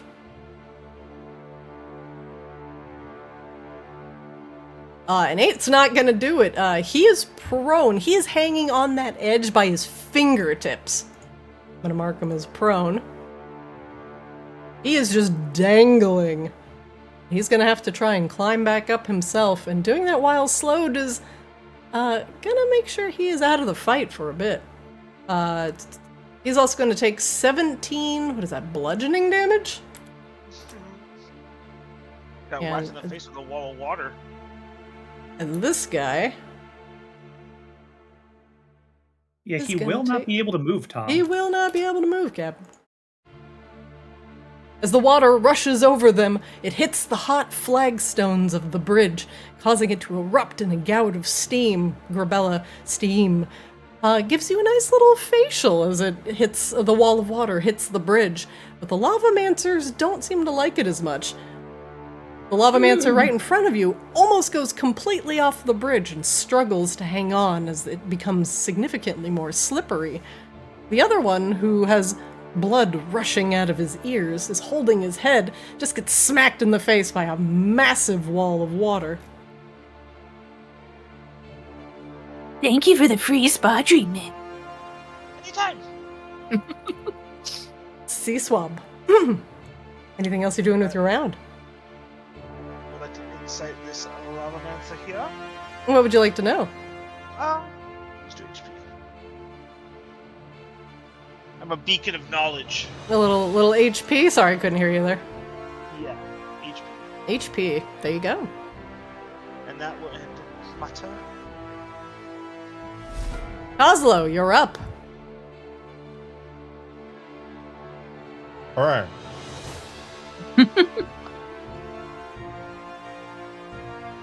I'll let you finish your shot of ketchup. I had an Ugh. onion ring. Ugh. Blah. Now I'm thinking about a shot of ketchup, so thanks for that. Yeah, hey, you know, you're the one who put it on social. I'm gonna donate, by the way, because I know you love ketchup. It's my favorite thing ever. I think that guy should just go down, so... Ballista's going to... Oh, never mind, he's blocked by the wall. Oh, because he's hanging over the edge, isn't he? He's just hanging over the edge, yeah. You can knock off his little fingies, but he is prone. So if it is a ranged attack, it will be made with disadvantage. Change of plans then. Let's blast this guy.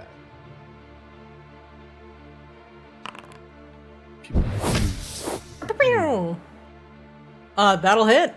The McMurrin will take the full front. force of the force ballista to the chest. Well, he'll take half. He will take half because he is resistant to force damage.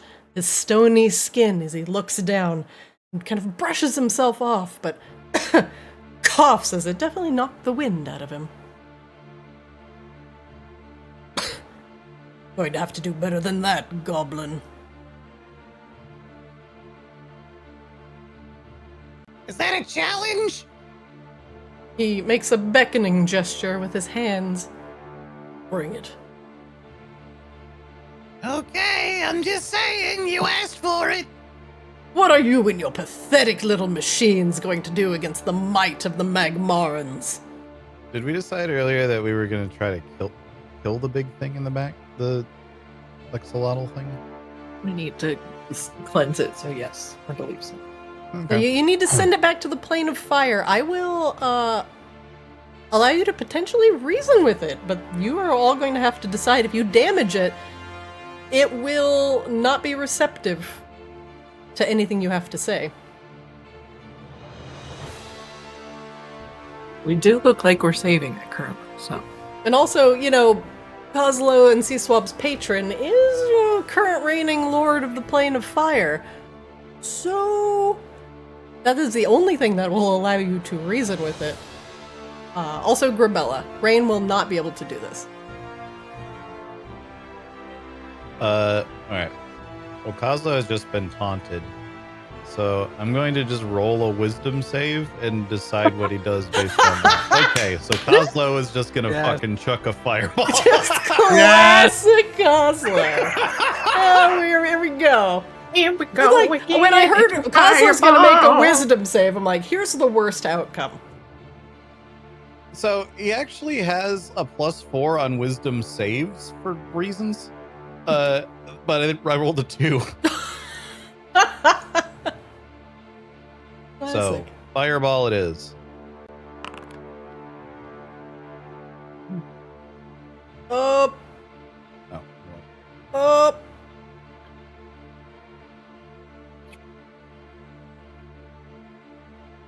Finally, after dealing with everything in the obsidian halls, I love how Kozlo. Oh my god.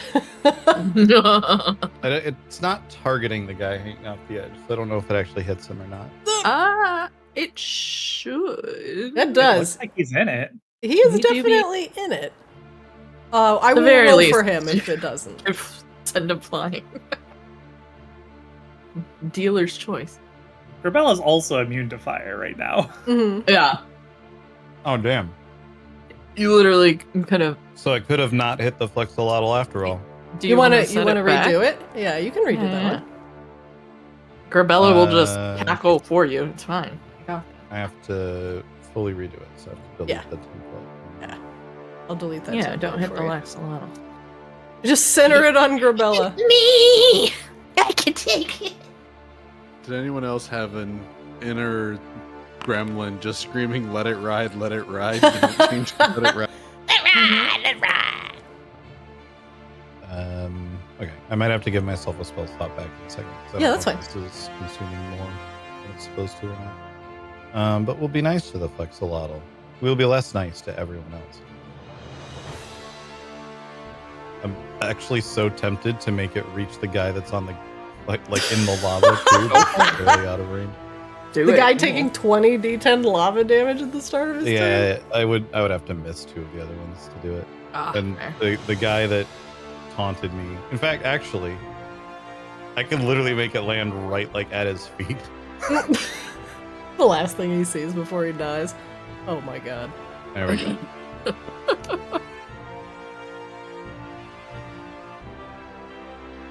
Once more with Ealing. Magmarans try and make their saves. One of the Lavamancers fails. I don't know why the other guy is not doing very good. Magmaran Breaker actually succeeds. We'll roll for the Lavamancer here. Dex save. Oh. He is prone. Yeah, GREBELLA, you don't even have to worry about that. Even though I didn't have to worry about it, I nailed it. And he will also fail.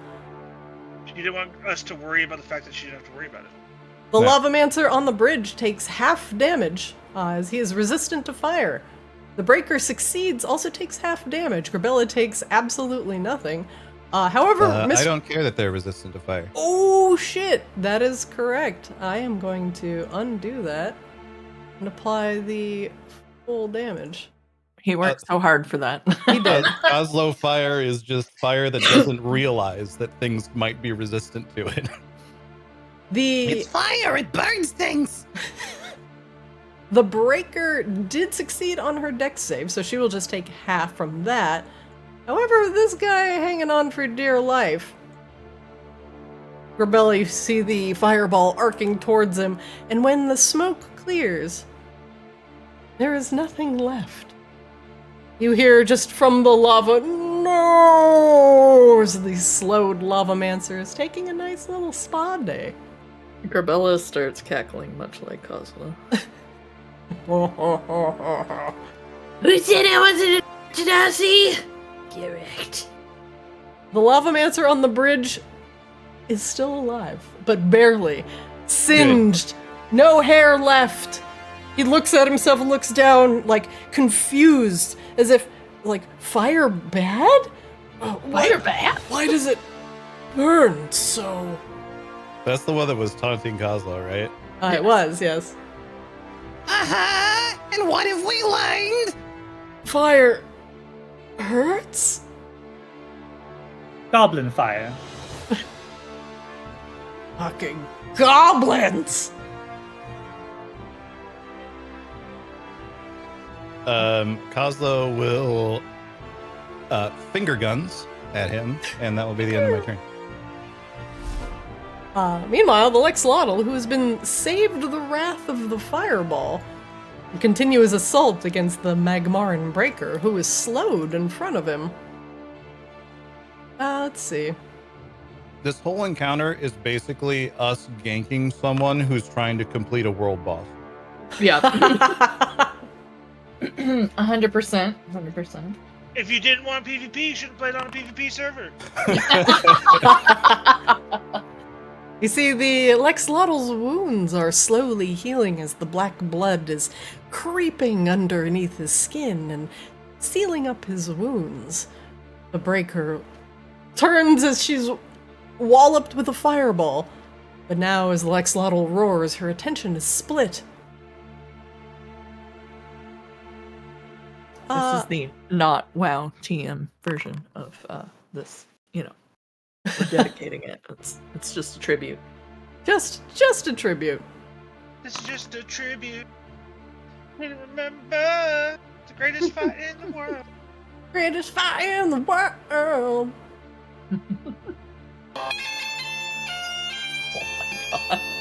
He brings his massive maw down on the breaker, opening his fanged maw wide. You just hear a screech from the breaker in front of him. Ah! Oh my god, this is gonna hurt so fucking much. Oh my god! I'm sorry. What? You just see that the top half of the breaker completely disappear in the Tlexolotl's fanged maw, her legs dangling out. He gives her a shake. You hear her muffled cries from within the Tlexolotl's mouth. He spits her back out on the ground. Hits her with the tail. You know, I'm starting to think that we weren't really needed for this.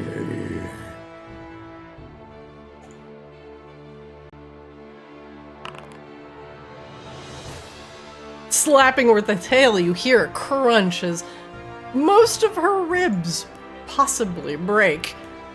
She tries to hold up the shield in time. You could just hear bones crunching as Tlexolotl's massive tail makes contact. Oh my god, are you okay? She coughs up blood. Clearly not okay. Coughs up blood in slow-mo. In slow-mo. She can only take one attack, because she is slowed. She brings up her sword against Tlexolotl. Die, worm.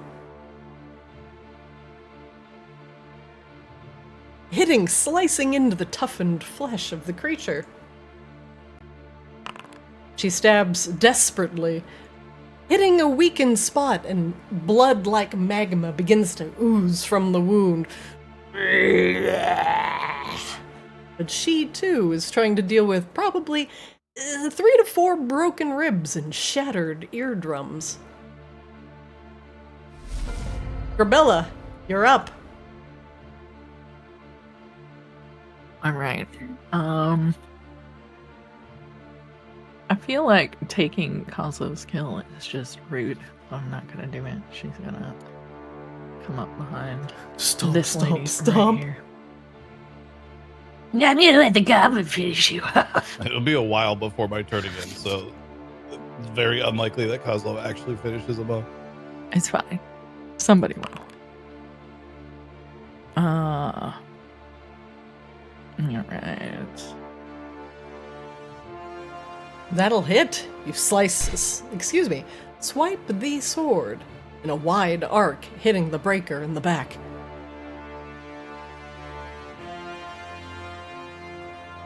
Alright, hold on, I'm doing math. Oh, it did not like you. Alright. Get an extra 1d4. You put that in your damage roll. I'm gonna have to do it separately. Oh, it does not. Plus your radiant damage, says Yeah, I'm Azrael gonna have back to your roll the head. radiant damage separately because it didn't like me putting multiple things in there. That is fine.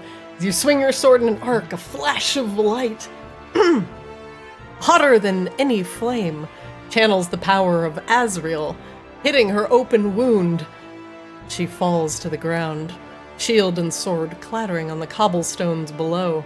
You can feel the hot breath of the Tlexolotl in front of you. The last word she says as she crumples is, "You traitorous bitch." Dad. GREBELLA is gonna go ahead and God, how much health does he have left? That's like barely any, right? 1. Watch, I'm gonna miss. Oh. Okay, or not. You know, that's fine. It turns out when you're 20 feet tall, you slam your armor spike into him. Change my body. You just impale him on your shoulder, and now he's just dangling off of your giant shoulder armor like a trophy. The path of the zealot rage just finally got to her. And then she's gonna look at the God, are we gonna try to make friends with this? I guess we're trying to make friends with this. I'll chime in. I could send it back to the plane of fire if it's willing to go. Willing? I don't think it's gonna be a thing. Alright, buddy. Or You can unwilling. do this. Easier. The easy way, and you get to keep going. Or you can do it the hard way. She will get a quick prayer off the Azrael. What do you say? Azrael, I have a potential new pet for you, but it's hurt. I think you remember this one. You hear Azrael in the back of your mind. Oh. The big lizard. Yes, I'd love to see that pet again. You need to tell her to be nice? Or do we need to send it back the old-fashioned way? Can't bring it back. It's too angry to die. You might need to calm it down a little bit. No, God. Salamander literally too angry to die. Breaking news. Yeah. GREBELLA's just gonna like stand in front of it and put her sword in her like hilt. She's not gonna put her shield away though, because obviously she needs it. Okay. Is that in your round? Mm-hmm. Wangdoodle, none of the Magmarans are remaining on the bridge. You just hear the screeches of the one that is still in the lava. However, the Tlexolotl is thrashing around near the entrance of the vault of Vicaris, and you can see the oil creeping behind his eyes. What do you do? So I can't see the one burning and being horrible. You can hear him. Sounds terrible. Good. Hot, Yeah, hot, I think I'm hot, just gonna start. This just out in the back. I'm gonna go just start reinforcing the rear guard here. I'll leave one cannon up with Sea Swab and Rain, and I'll have the other cannon back with me. Back here with Kozlo. Okay. Everything else seems fine. I'm not needed here. I guess if I was going to do anything else, probably just I would hold a fireball ready in case we had. Wait, I shouldn't move. I've already moved enough. Okay. In case of surprises behind us, or in front of us, or surprise. Any surprise fireball. Okay. You hold an action with a fireball. Yes. Okay. Meanwhile, down below, hot. 20d20 fire damage. That's 100. Jesus.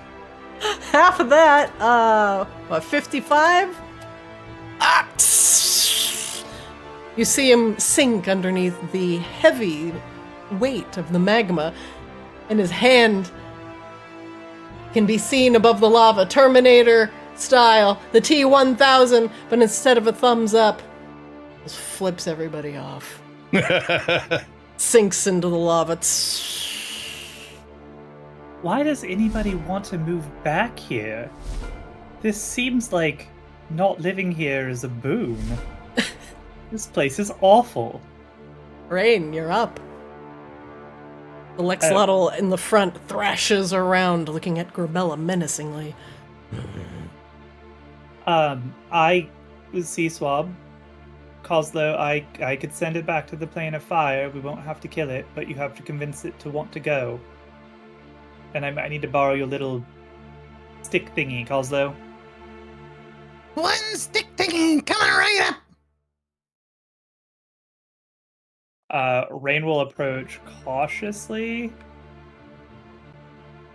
behind GREBELLA with her hands kind of up non-threateningly. The thing clearly in pain, multiple stab wounds from the Magmarans harassing it, is slowly regenerating, but it seems like it's been powered by the oil that's swimming inside of it like a virus.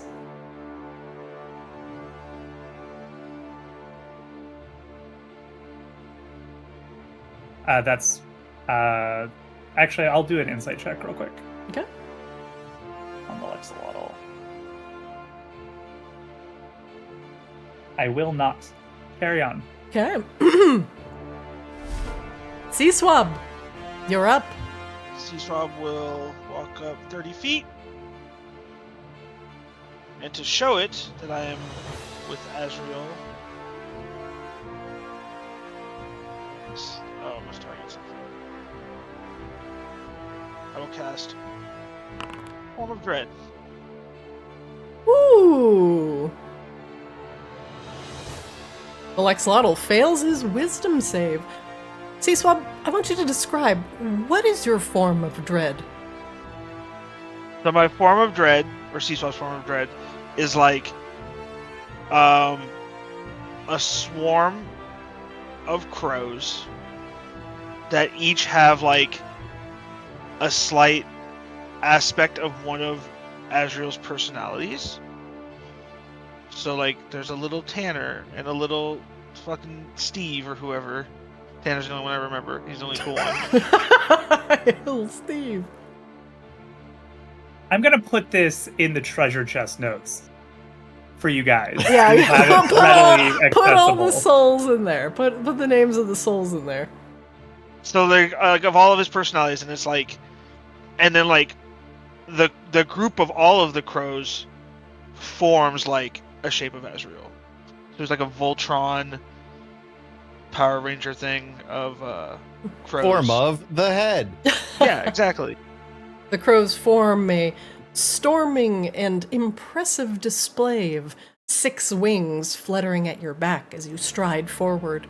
The Tlexolotl puts its head down, clearly cowed in fear by not GREBELLA standing in front of him 20 feet tall, no, but Seaswab striding up to him as the crows swirl around him, cawing.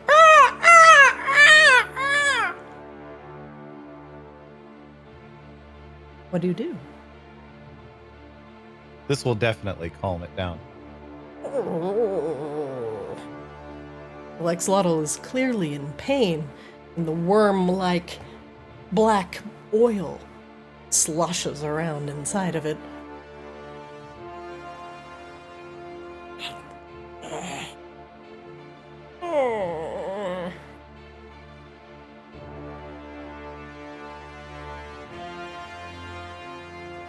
What do you do now that it's afraid of you, Seaswab?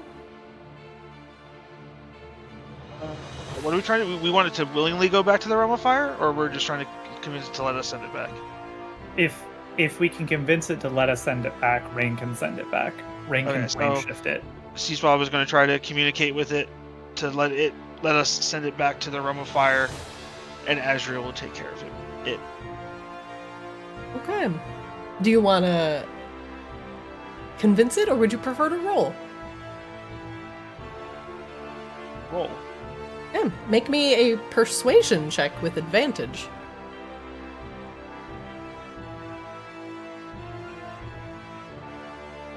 Oslo will flash against this also.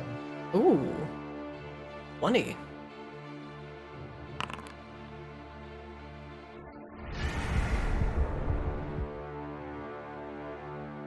Tlexolotl will roll with disadvantage. Hunkering down in fear, Seaswab, you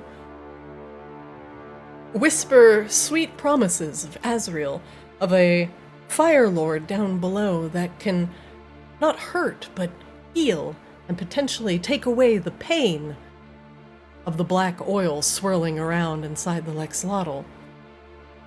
Afraid, but understanding, it knows that you don't mean it harm, and you've all put away your weapons, and are starting to look unthreatening. It does not want to be here anymore. It doesn't want to be on this plane. It looks between you and kind of makes like a mock charge towards GREBELLA. And then like backs away. Looking at each one of you in turn. Clearly in pain. It glances and rolls its eyes down at the lava. Slowly creeping away from Seaswab, it puts its back feet on the edge of the bridge. It looks back towards you almost like a lost and hurt dog, wondering if this is the right choice. The lava underneath it begins to bubble. Even hotter now, removing any of the black crust that may have been on top.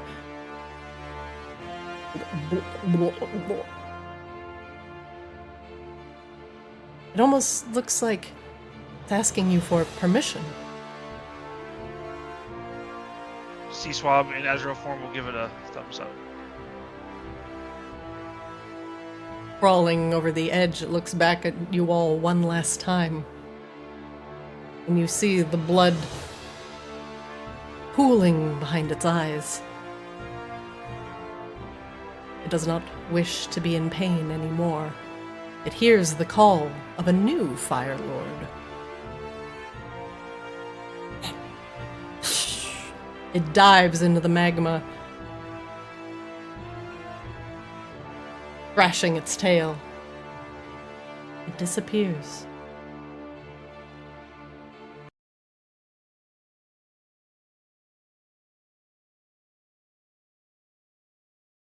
The combat is over. Oh, good job, Cecil. Oh my god, what the fuck? Huh? What? Huh? You turn around and Turning see around and seeing Sea-Swab. there's a cloak of crows, all with creepy little faces on them, cawing around Sea-Swab. They make 6 wings that looks vaguely like Azrael's form. Sea-Swab, I'll leave it up to you if you want to keep your form of dread on. It's a minute. It should be ending any second now. And we're back. Well, that was fun. GREBELLA What, you think will... Grebella's the only one that can change shape around here? No, Yeah. I literally turned Wangdoodle into a whale like a week ago. Well, She's gonna search through the remains of the 2 Magmarans near her. Particularly the Berserker, because she's curious if there's anything. They did say something about how they got the vault already open, so, oh, The Breaker looks like she has prepared for war and has brought a short bow with some arrows in it and a magical one-handed longsword. It, in Earth Ganassi runes, it is etched with the word brimstone. It seems like it was important to the Breaker. GREBELLA's gonna take the sword as a prize more than anything, but The lava After- mancer. Oops, sorry. and then the rest of you guys can look at the rest, but after being called not an Earth Genasi, this is hers now. The lavamancer has little more than a dagger at his hip. But as you search the body, you find a crumpled note. Do you read it? Yeah. Inside is a vague map through the vault of Precarious, and a very short spell. It is in Earth Ganassi runes that you recognize, but you don't understand the spell. It's like reading a language you don't understand, but you can see the separate letters. You know what I haven't used in a long time? It's one of these. Oh, make me an Arcana check. Does it add? You can add a 5 to? D6 immediately after you see the number on the roll. Okay.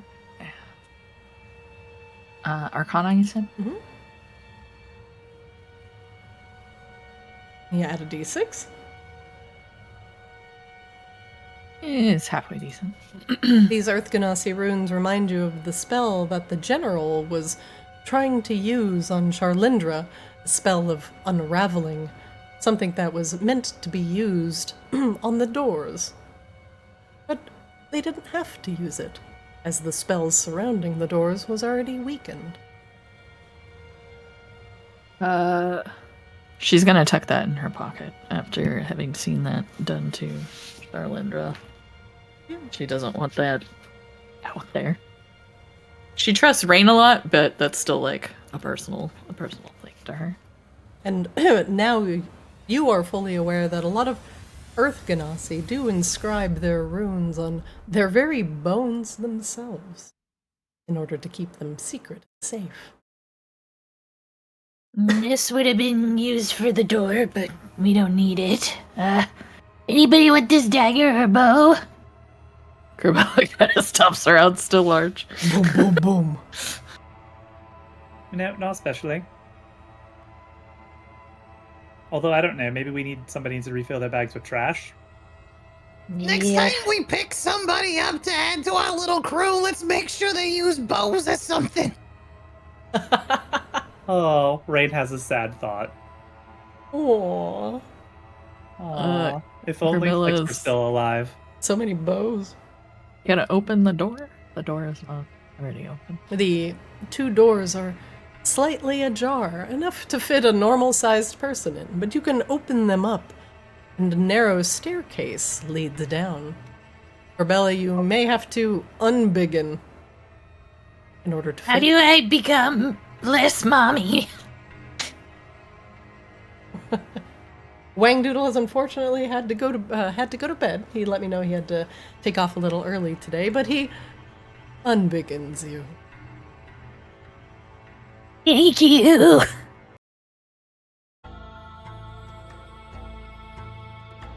I have returned. All right, just waiting on Rain and GREBELLA. Sorry.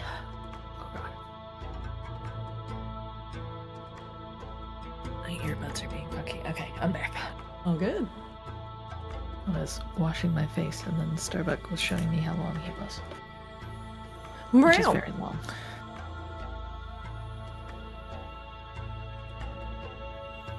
Oh. Hello, I'm back. Welcome back. The four of you descend into the vault of Vicaris, going down the narrow stairs, while Wangdoodle, he will make sure nobody comes through the back. The staircase narrows, and the vault now becomes a much more cramped area, and the flagstones, the same ones on the bridge, are slightly cooler underneath your feet. GREBELLA, as you step forward, there is a massive stone door in front of you, as etched with the runes of Vicaris and Novus. But there is no visible doorknob, handle, or otherwise anything otherwise except for this flame-like sigil scribed on the door. Any ideas, guys? She's gonna step over here and kind of You peek took down. anything like the runes? GREBELLA, I'm gonna pause it right there. As you step onto that flagstone, you hear a very distinctive click underneath your feet. No, To the God, east. I'm so sorry. There is a very large boulder at the end of the hallway, and you notice that the entire hallway is a slight incline that is going down towards the west. The boulder at the end of the hallway rumbles and lets free and begins to roll in your direction, GREBELLA. What kind of a roll do you want? Dex? GREBELLA, you can make me a dex save, please. Oh boy. Whew.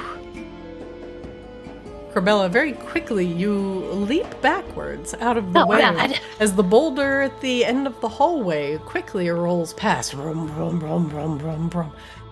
You currently, you don't hear where it goes, but you hear a kind of a crunch, the sound of breaking stone, a whistle, and then the sound of the boulder hitting something as it drops from a very, very tall height. GREBELLA, what the hell are you doing? A boulder just rolled down the hallway. It missed me. But if anybody else is somewhere else, they might know we're here now. I'm sorry. Trying to get out of the way. Did somebody throw the boulder at you? No, I think this stone in front of me has a pressure plate or whatever. Oh, booby trapped. Cool. Oh, boobies. Yeah, boobies.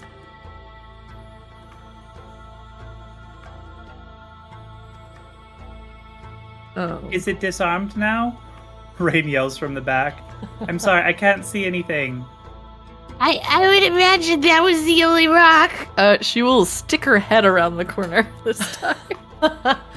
Strange, there's another rock there. How'd that get there? Okay, there's another rock somehow. Let's try going through here first. Before I have to play the whether or not I get smushed thing again. I mean, we could just step around the pressure plate, yes, now that we know where it is. In theory, assuming there's not more pressure plates. Maybe, GREBELLA, are you good at looking for traps? No, that's always Gosling's job. Hold on. Unless you want to do a ring. Oh no, please, I'd love to see you work, Coslow. So Kozlo will begin. Kozlo will attempt to swap places with GREBELLA so he can be like in the. GREBELLA will just pick you up and plop you down. I will begin by investigating this trap that was just triggered to see if it's going to trigger again or if it's like fully tripped now. Sure, make me an investigation with advantage, please.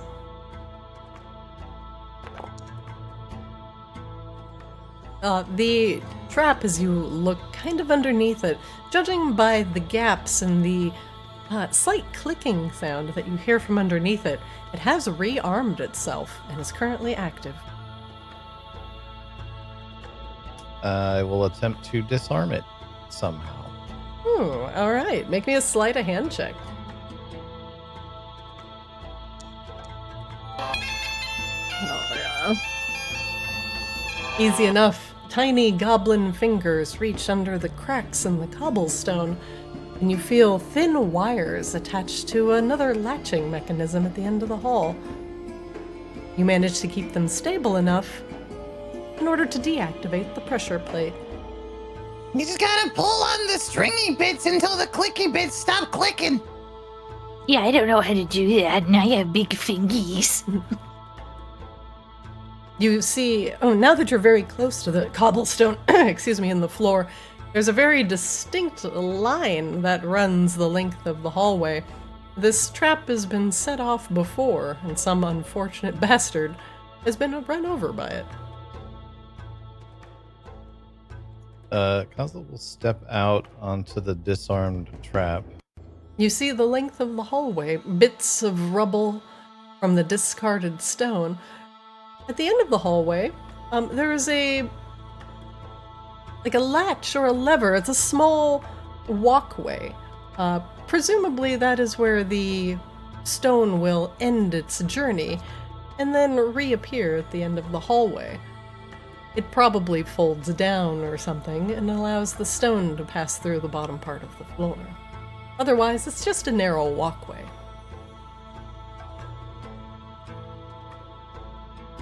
Alright. I will begin to advance down the hallway, but I'm gonna be like looking for traps the whole time as I move. Yep. Like looking for signs of any other traps. Make me a perception check when you get down there. Oh, good. There's Looks like a another. floor. There's another hole in the floor, but you're not sure where this one goes. It looks like it's been broken through. There's only bits of cobblestone and flagstone hanging on. At the end of the hallway, bits of wood can be seen, planks that are about 1.5 feet long and maybe 6 inches wide. Part of mechanism? Is it like broken parts of a mechanism? Like there Mhm. was a mechanism? Okay. That's all. It's completely shattered. Alright. I will continue on. As you get a little bit closer, this is indeed a hole where cobblestone was once fitted together very neatly and tightly, like that ice game that you play with the little hammers and you like break out little pieces of ice until like it's like don't step on the ice or whatever.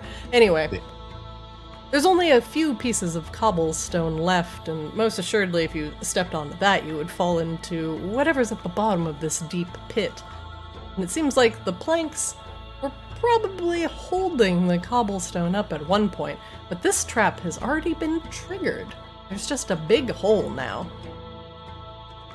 Can I take like one of these bricks and just drop it into the hole, see if I hear anything? Sure. You pick up the brick and huck it into the hole. It goes down, you guesstimate about a good 20 feet, and then you hear something wooden snap below. As you peer inside, there are sharpened sticks at the bottom of this pit. Bones are scattered. Someone fell in here and died a very, very long time ago. Hey, so this thing you can just kind of walk across now, as long as you're not as heavy as that rock over there. But we're gonna need to not step on this bunch of cobblestone right here. Do we not want to try the rune door thing at all? Well, you have the runes, GREBELLA. Was that what I had on the paper? I thought that was the front door. It was for I the don't know. You picked up runes. It was for the front door. It was for the front door. Did we know it was only for the front door? No, only GREBELLA is assuming it was only for the front door.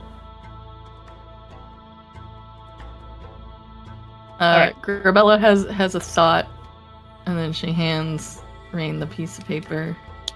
Just let me have this back afterwards. I don't want that falling into the wrong hands. Sure. Give me just a second. They kinda used it to torture my girlfriend, so I'm a little protective of it, sorry. I mean, we can also just torch it when we're done, right? Yeah. That's okay. Nope, that's the wrong button. Oh, she torches it. Oh. Maybe it's the right notes. button. Arcana check on the door with the runes? Yeah, make me an Arcana check. GREBELLA will explain what she vaguely. The blocky runes that GREBELLA gave to you are from the Earth Ganassi. It is a more ancient form of rain, as you would call it, dirt magic.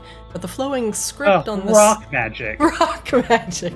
But the flowing script on the door to your east is distinctly elven, mixed with some extra planar ignan. They do not match, and you don't think they'll be useful here. Okay, here you go. Can probably torch it. I get any vibes from the door? You might set something on fire. Also, that large room-sized rock at the end of the hallway is making you feel slightly nervous. GREBELLA will move so you can go. I would like to no longer be in this hallway, so either we're gonna figure out a way to open that door, or we're gonna come down to the end and see what's down there. Let's check this first. What is this? The door? Yeah. Does the door even look like it's like the runes are like that they're sealing something? Do we even know if the door is locked? They do not match, and the door has no sort of handhold or doorknob, nothing you can see through. Just a large stone slab. Oh, so we don't even know that it's a door technically. It's just a bunch of runes. Mm-hmm. Well, if these are sealing runes of some kind and there's something past here, we probably need to do something to activate them, would be my guess. So Other way it is. Other way it is. Maybe we'll find something that explains the door later. We're gonna need to jump over this little bit. As I choke to death on my own throat. Those onion rings are killer. Mm-hmm. Kazel, you'll need to make me an athletics check to make it over the small jump. GREBELLA, can you just throw me? Because I really don't want to fall down in that. Not again. Eat. I feel like I pick him up and jump with a roll like that. I think I pick him up and jump. We just go. You two meet at the end of the hallway. Oh, good, another door. This door has much blockier runes on it, but underneath it shows two distinctly different types of people carved into it. Some people with much straighter edges looking blocky and stone-like, and some elves with long pointed ears done in a much finer hand, each holding their arms up in reverence towards a central flame. Kozlo, make me an Arcana check with advantage.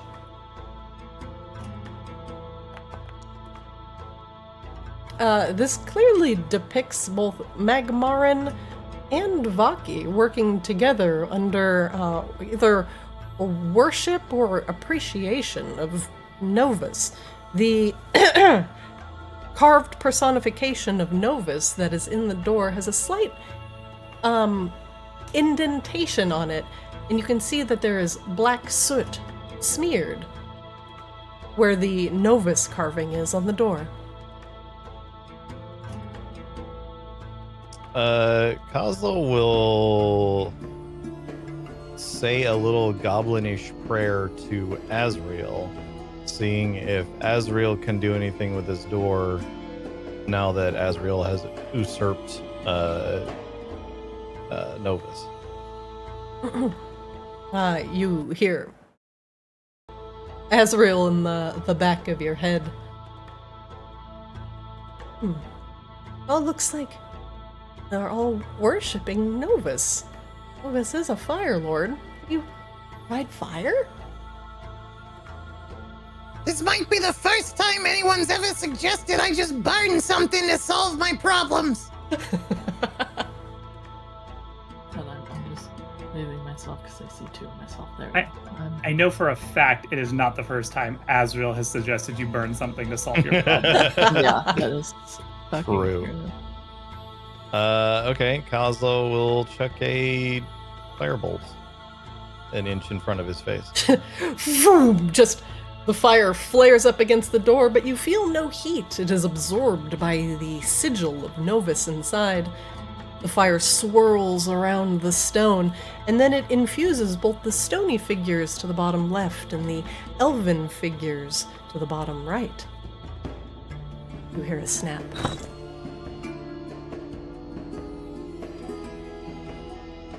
The door swings open, very slowly, on unseen Jesus. stony hinges. A ramshackle setup of nailed together boards holds up probably the most precarious platform you've ever seen outside of Rascal's Reef. There is a massive stony pit that these boards are hanging on by a thread over. And down at the bottom, more spikes, but these ones made of sharp obsidian, easily slashing any flesh that might barely graze it. Did I fly people over? You could.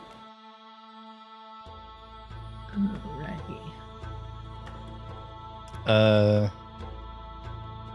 Kozlo will take a tentative step just like into the doorway to try to get a better look. You step inside There's and another door on the other side.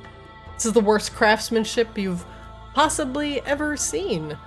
And now you understand where some of these shitty ramshackle boards have come from.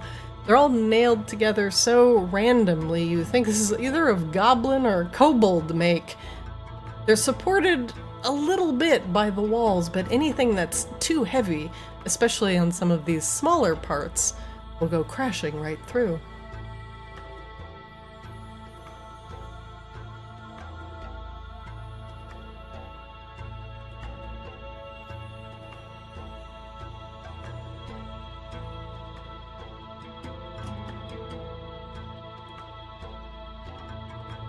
Well, Can I see anything about the door on the other side from here? Does it look like it has more rooms like the one we just went through? That door on the on the other side has a similar motif to the one on the front, but depicting a slightly different part of the story. Though it is too far away to get the exact details of the mosaic.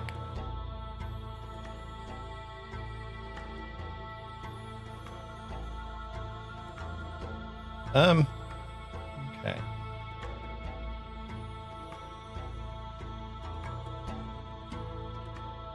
I will hazard a bet. The door is now closed in my face. Kozlo, no! Crunch, and his adventure ends. Yeah. I'll hazard another step forward just to try to see the rest of it. Okay, so there is just that door on the other side. We're coming back.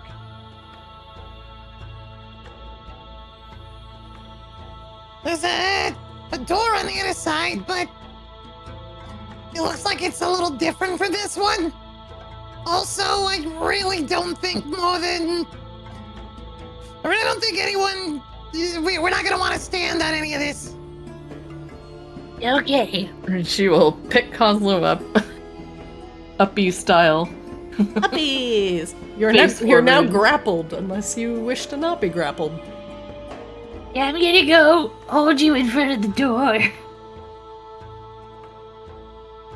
Let us, make sure there's not another trap over there and/or trap behind the door. Well, I'll come back and get each of you, okay? GREBELLA, I don't know. Totally fly with Kozlo in her hands and stand somewhere she can't. Oh, There's lots of invisible walls here, so you might have God. to... There you go. Flap, flap, GREBELLA, you manifest your wings and fly over as Kozlo smashes himself into the door again. Oh my god. Just put yourself in front of me. GREBELLA's holding you. She's not even putting you down. She doesn't trust the floor. The floor is not lava, but it's lava. GREBELLA, you cannot hover, by the way. Oh, I can't. Okay. No. Then You will have to place him down and fly back. place him down and fly back. Okay. This has occurred. As GREBELLA is flaps too back. heavy. Yeah, GREBELLA, you cannot. Flying is like you have to fly the length and then Gotcha. land, and then you have to fly back. Some creatures can hover, but you cannot. Not yet. Kozlo, this door depicts the feral undead coming down from the surface. They're crawling down tunnels. You see the rocky forms of the Magmarans and the slender form of the Vaki on this door, battling back against the undead. Make me a perception check, please. Oh yeah, so good at those.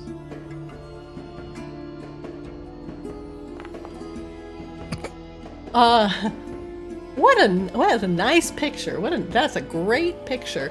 You've heard this story before, though, of at least the Vaki battling back against the undead. Must be the origins of the Obliteratus.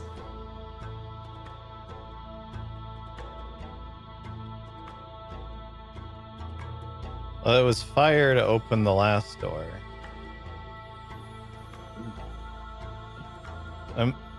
Kozlo just, I don't know. He just feels like trying something. I'm gonna toll the dead on the door. Okay. Okay. Which, unless it's dying, would be radiant damage. But if the door is like, if it's missing hit points, then it would be necrotic.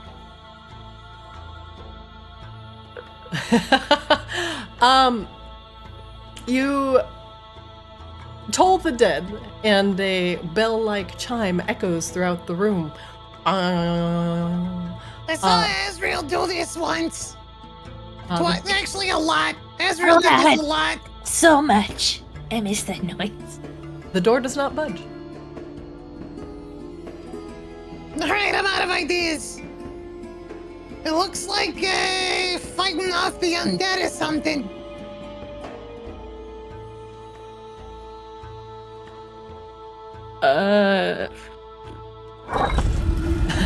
And GREBELLA's crushed to death. I'm now gonna lock the door.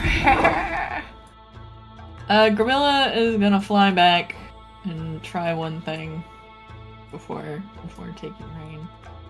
She's just gonna touch the door because she's undead. Kozlo will carefully step back. The door opens. Oh, that one was easy. Oh, what the shit? Alright. Look, I occasionally am the smart one. It's not often. I listened it for you. Look, let me be smart for once. To be clear, Alright. we don't know that it was because Please. GREBELLA was undead or because GREBELLA is also fire. So Yeah, it could be any of those. GREBELLA is gonna pick people up one at a time and ferry them across. So if you guys Get just wanna- grappled! I'm gonna shunt Sea Swab over some walls. Kozlo Yeah. is at this point just holding still until the GREBELLA Express has a free car. Kozlo, Yeah. the Let's just wood say under everybody you did it, though. swings slightly to the left and the right, and the wood makes a very uncomfortable. You know what? Just for fun, please. GREBELLA's gonna grab you as she's flying past with Sea Swab. She just grabs you. Two-handed, Sea Swab gets placed inside the door. Okay. And it gets slammed in his face repeatedly. And we'll Wham! pretend that I took the time to get Rain across it. Which I can also athletics. And she's normal sized, unlike you two little tiny people. But not heavy at all. Seaswab is normal. That's true. He's vaguely. Well, Medium build. Rain's also still just an elf. She like weighs like half as much as a human. Yeah. What's a human? Never mind. You have one of those on your ship? Oh, right, that's what they are. In- No, I'm actually kidding. I'm from Zadia. I know lots of humans. They're all fucking terrible. There are 4 pillars inside of this room, each surrounding a fountain that looks like it has not seen water in years. It is dry and dusty and mostly full of dirt and rust. There is 2 doors in this room, one to the north and one to the east. you said it looks like it used to have water in it. Possibly. It is a fountain. What else would it spew forth? Chocolate? Chocolate fountain. Nacho cheese. Lava. No, this Lava's kind of like nacho cheese. this actually looks like it was a water fountain at one point. I have an idea. Kozlo's going to step up to the fountain. Can I give it like a good solid look first? Like, Sure. Does it look like it's trapped or anything? Make me an Or do I- investigation check. Generally just trying to get an idea of if this fountain does anything or if it's just a fountain.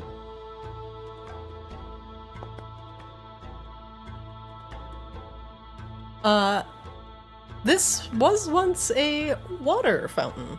It does not look like it was trapped, but there's a complexity to the pumping mechanism that goes deep, deep inside the fountain, and you cannot reach it. It might be connected to other places within the vault. Do I feel like if I could put a ton of water, like a lot of water in it, that would make it start working? Your artificer brain tells you that this water has been pumped up from very, very deep below. If you put any water in it, it probably won't do anything. There's some sort of pump activation system that might be elsewhere in the vault.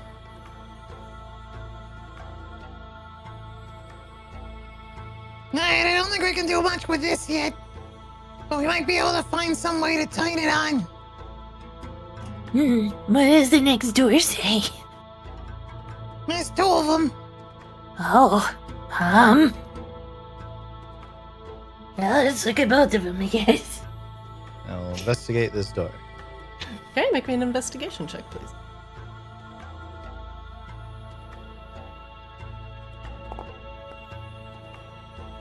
This door is actually rather friendly. Looks like the Magmarans and the Vaki are holding hands together, celebrating in some sort of jubilation. There are no more undead that were carved on the door, and they stand around a flowing fountain of water. This one seems like we need to get the fountain working before we can go through it then. Would be my guess. Let's check the other door. Oh, also, you hear a distinctly mechanical whirring coming from behind that door. I am significantly more interested in this door now. Make me an investigation check on that door.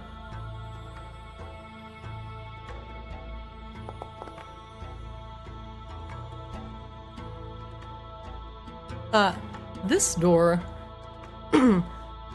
has the frightening carvings of Novus, the big fire elemental. He appears to be part of the land, almost like a volcano. In front of him, a tiny elven figure kneeling, and the elemental locust has his hand on his head.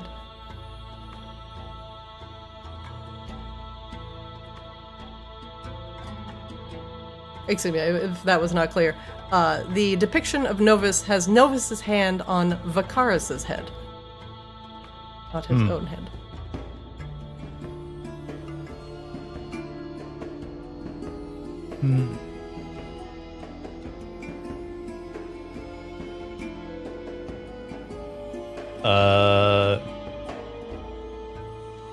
Try fire again? Question mark? You blast a bolt of fire at the door once more and only manage to leave a small, sooty smudge.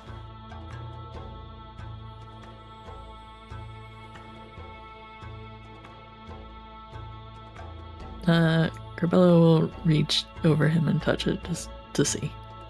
Nothing happens. And what was on this door? The other door?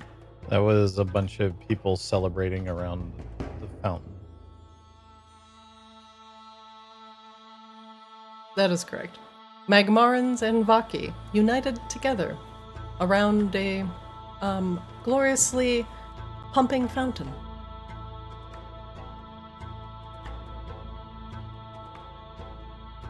No wonder getting the fountain going is what's gonna open this one. Snake Swab, any ideas?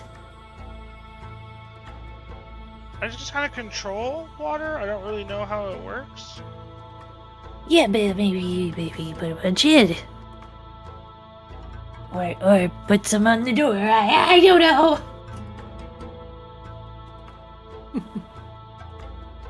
I have like a lot of like my vision's like obstructed here. Like I just see black everywhere.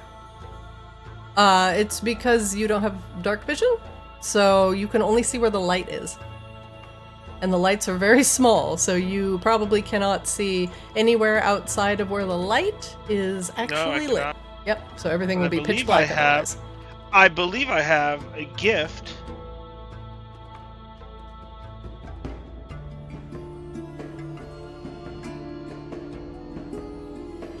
I have this. I should be able to have like light in front of me, right? Oh yeah, if you want to light that, I will absolutely give you a little bit of light. That'll give off candle light, so that'll be 10 bright, 20 dim, and we'll make that little orange color. Second. Orange. There we go. Okay. Oh my god, this is so much better. Okay.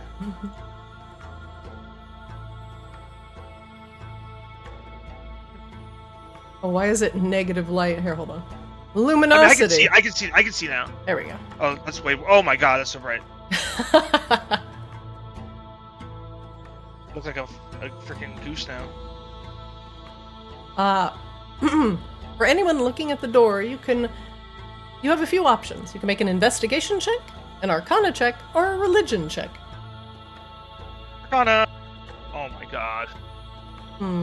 And something about the pact between Novus and Vacaris, but you're not sure. Religion, what were the other two? Investigation or arcana?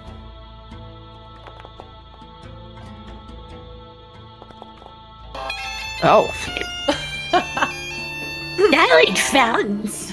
You like GREBELLA, at least from where you're at, Kozlo's guess was probably correct. You might need to activate that fountain in order to make the door to the north open.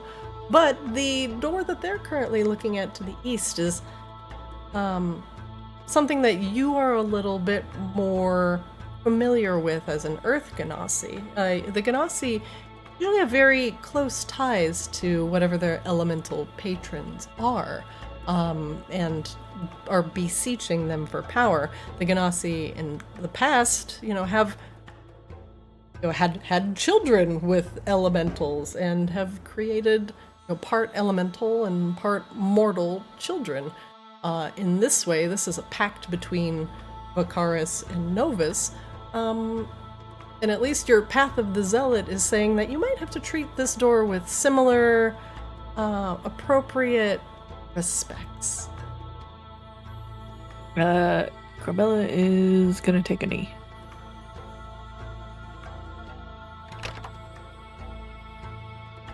The door opens. And behind it are some very surprised-looking Magmarans. That is where we will end today's session. As the door slides open, revealing some camping Magmarans that look like they've been there for a little bit. And they're just as surprised to see you as you are to see them. We will continue exploring the vault next Monday. Get your puzzle brains on, everybody. Sorry, that Wang I'm Doodle surprised I figured out 2 of those, I'm not gonna lie. In and out of character. GREBELLA, you kneel and show respect, and the door opens. The Magmarans are in there. They all built camp. They, too, are trying to figure out the secrets of the Vault of Precarious, and are only doing slightly better than you are. That means we interrupted their long rest, so they're all beat to fuck, right? Yeah, they're all fucked up. Yeah! No spell slots, half-life, let's get them. That's right. I have all my spell slots. I've just been whacking things. And all my health. I didn't even get dinged that first round. Not a challenge, not a challenge. Yeah, it turns out when you're immune to fire, people can center fireballs on your area and you're fine. It's amazing. I love that. Alright, everybody, that is it for the session today. I will see you all next week. Thank you so much for playing with me, and hopefully we'll have Wang Doodle back for the full sesh. Good night, friends. Sounds good. Bye-bye. Bye. Alright, guys, have a good night. See ya. Bye. Alright, everybody, that is it for Arctis today. Whoa! Thanks for joining me for a session. These guys are in for a little bit of a dungeon crawl as they figure out how to unlock the Vault of Precarious and get a little bit of the story along the way. Catch our VODs in full over on YouTube at ArctisDD. Watch our shorts and our funny moments over on Twitter and TikTok at PlayArctis. And I'm your DM Zarina. Hey, yeah, cliffhanger. What's up, Nukiyashi? Thanks for watching, etc. Thanks for hanging out in chat, everybody. Thank you for the raid, D&D Denial. Greatly appreciated. Thank you so much. We play every Monday at 6 o'clock p.m. Pacific Time. And I hope you join us for a session. Thank you so much for watching. Give our small channel a like. Give us a free sub. Greatly appreciated. Don't forget to subscribe. Thank you so much. I hope we are entertaining, and I hope to see you next time. Have a good evening.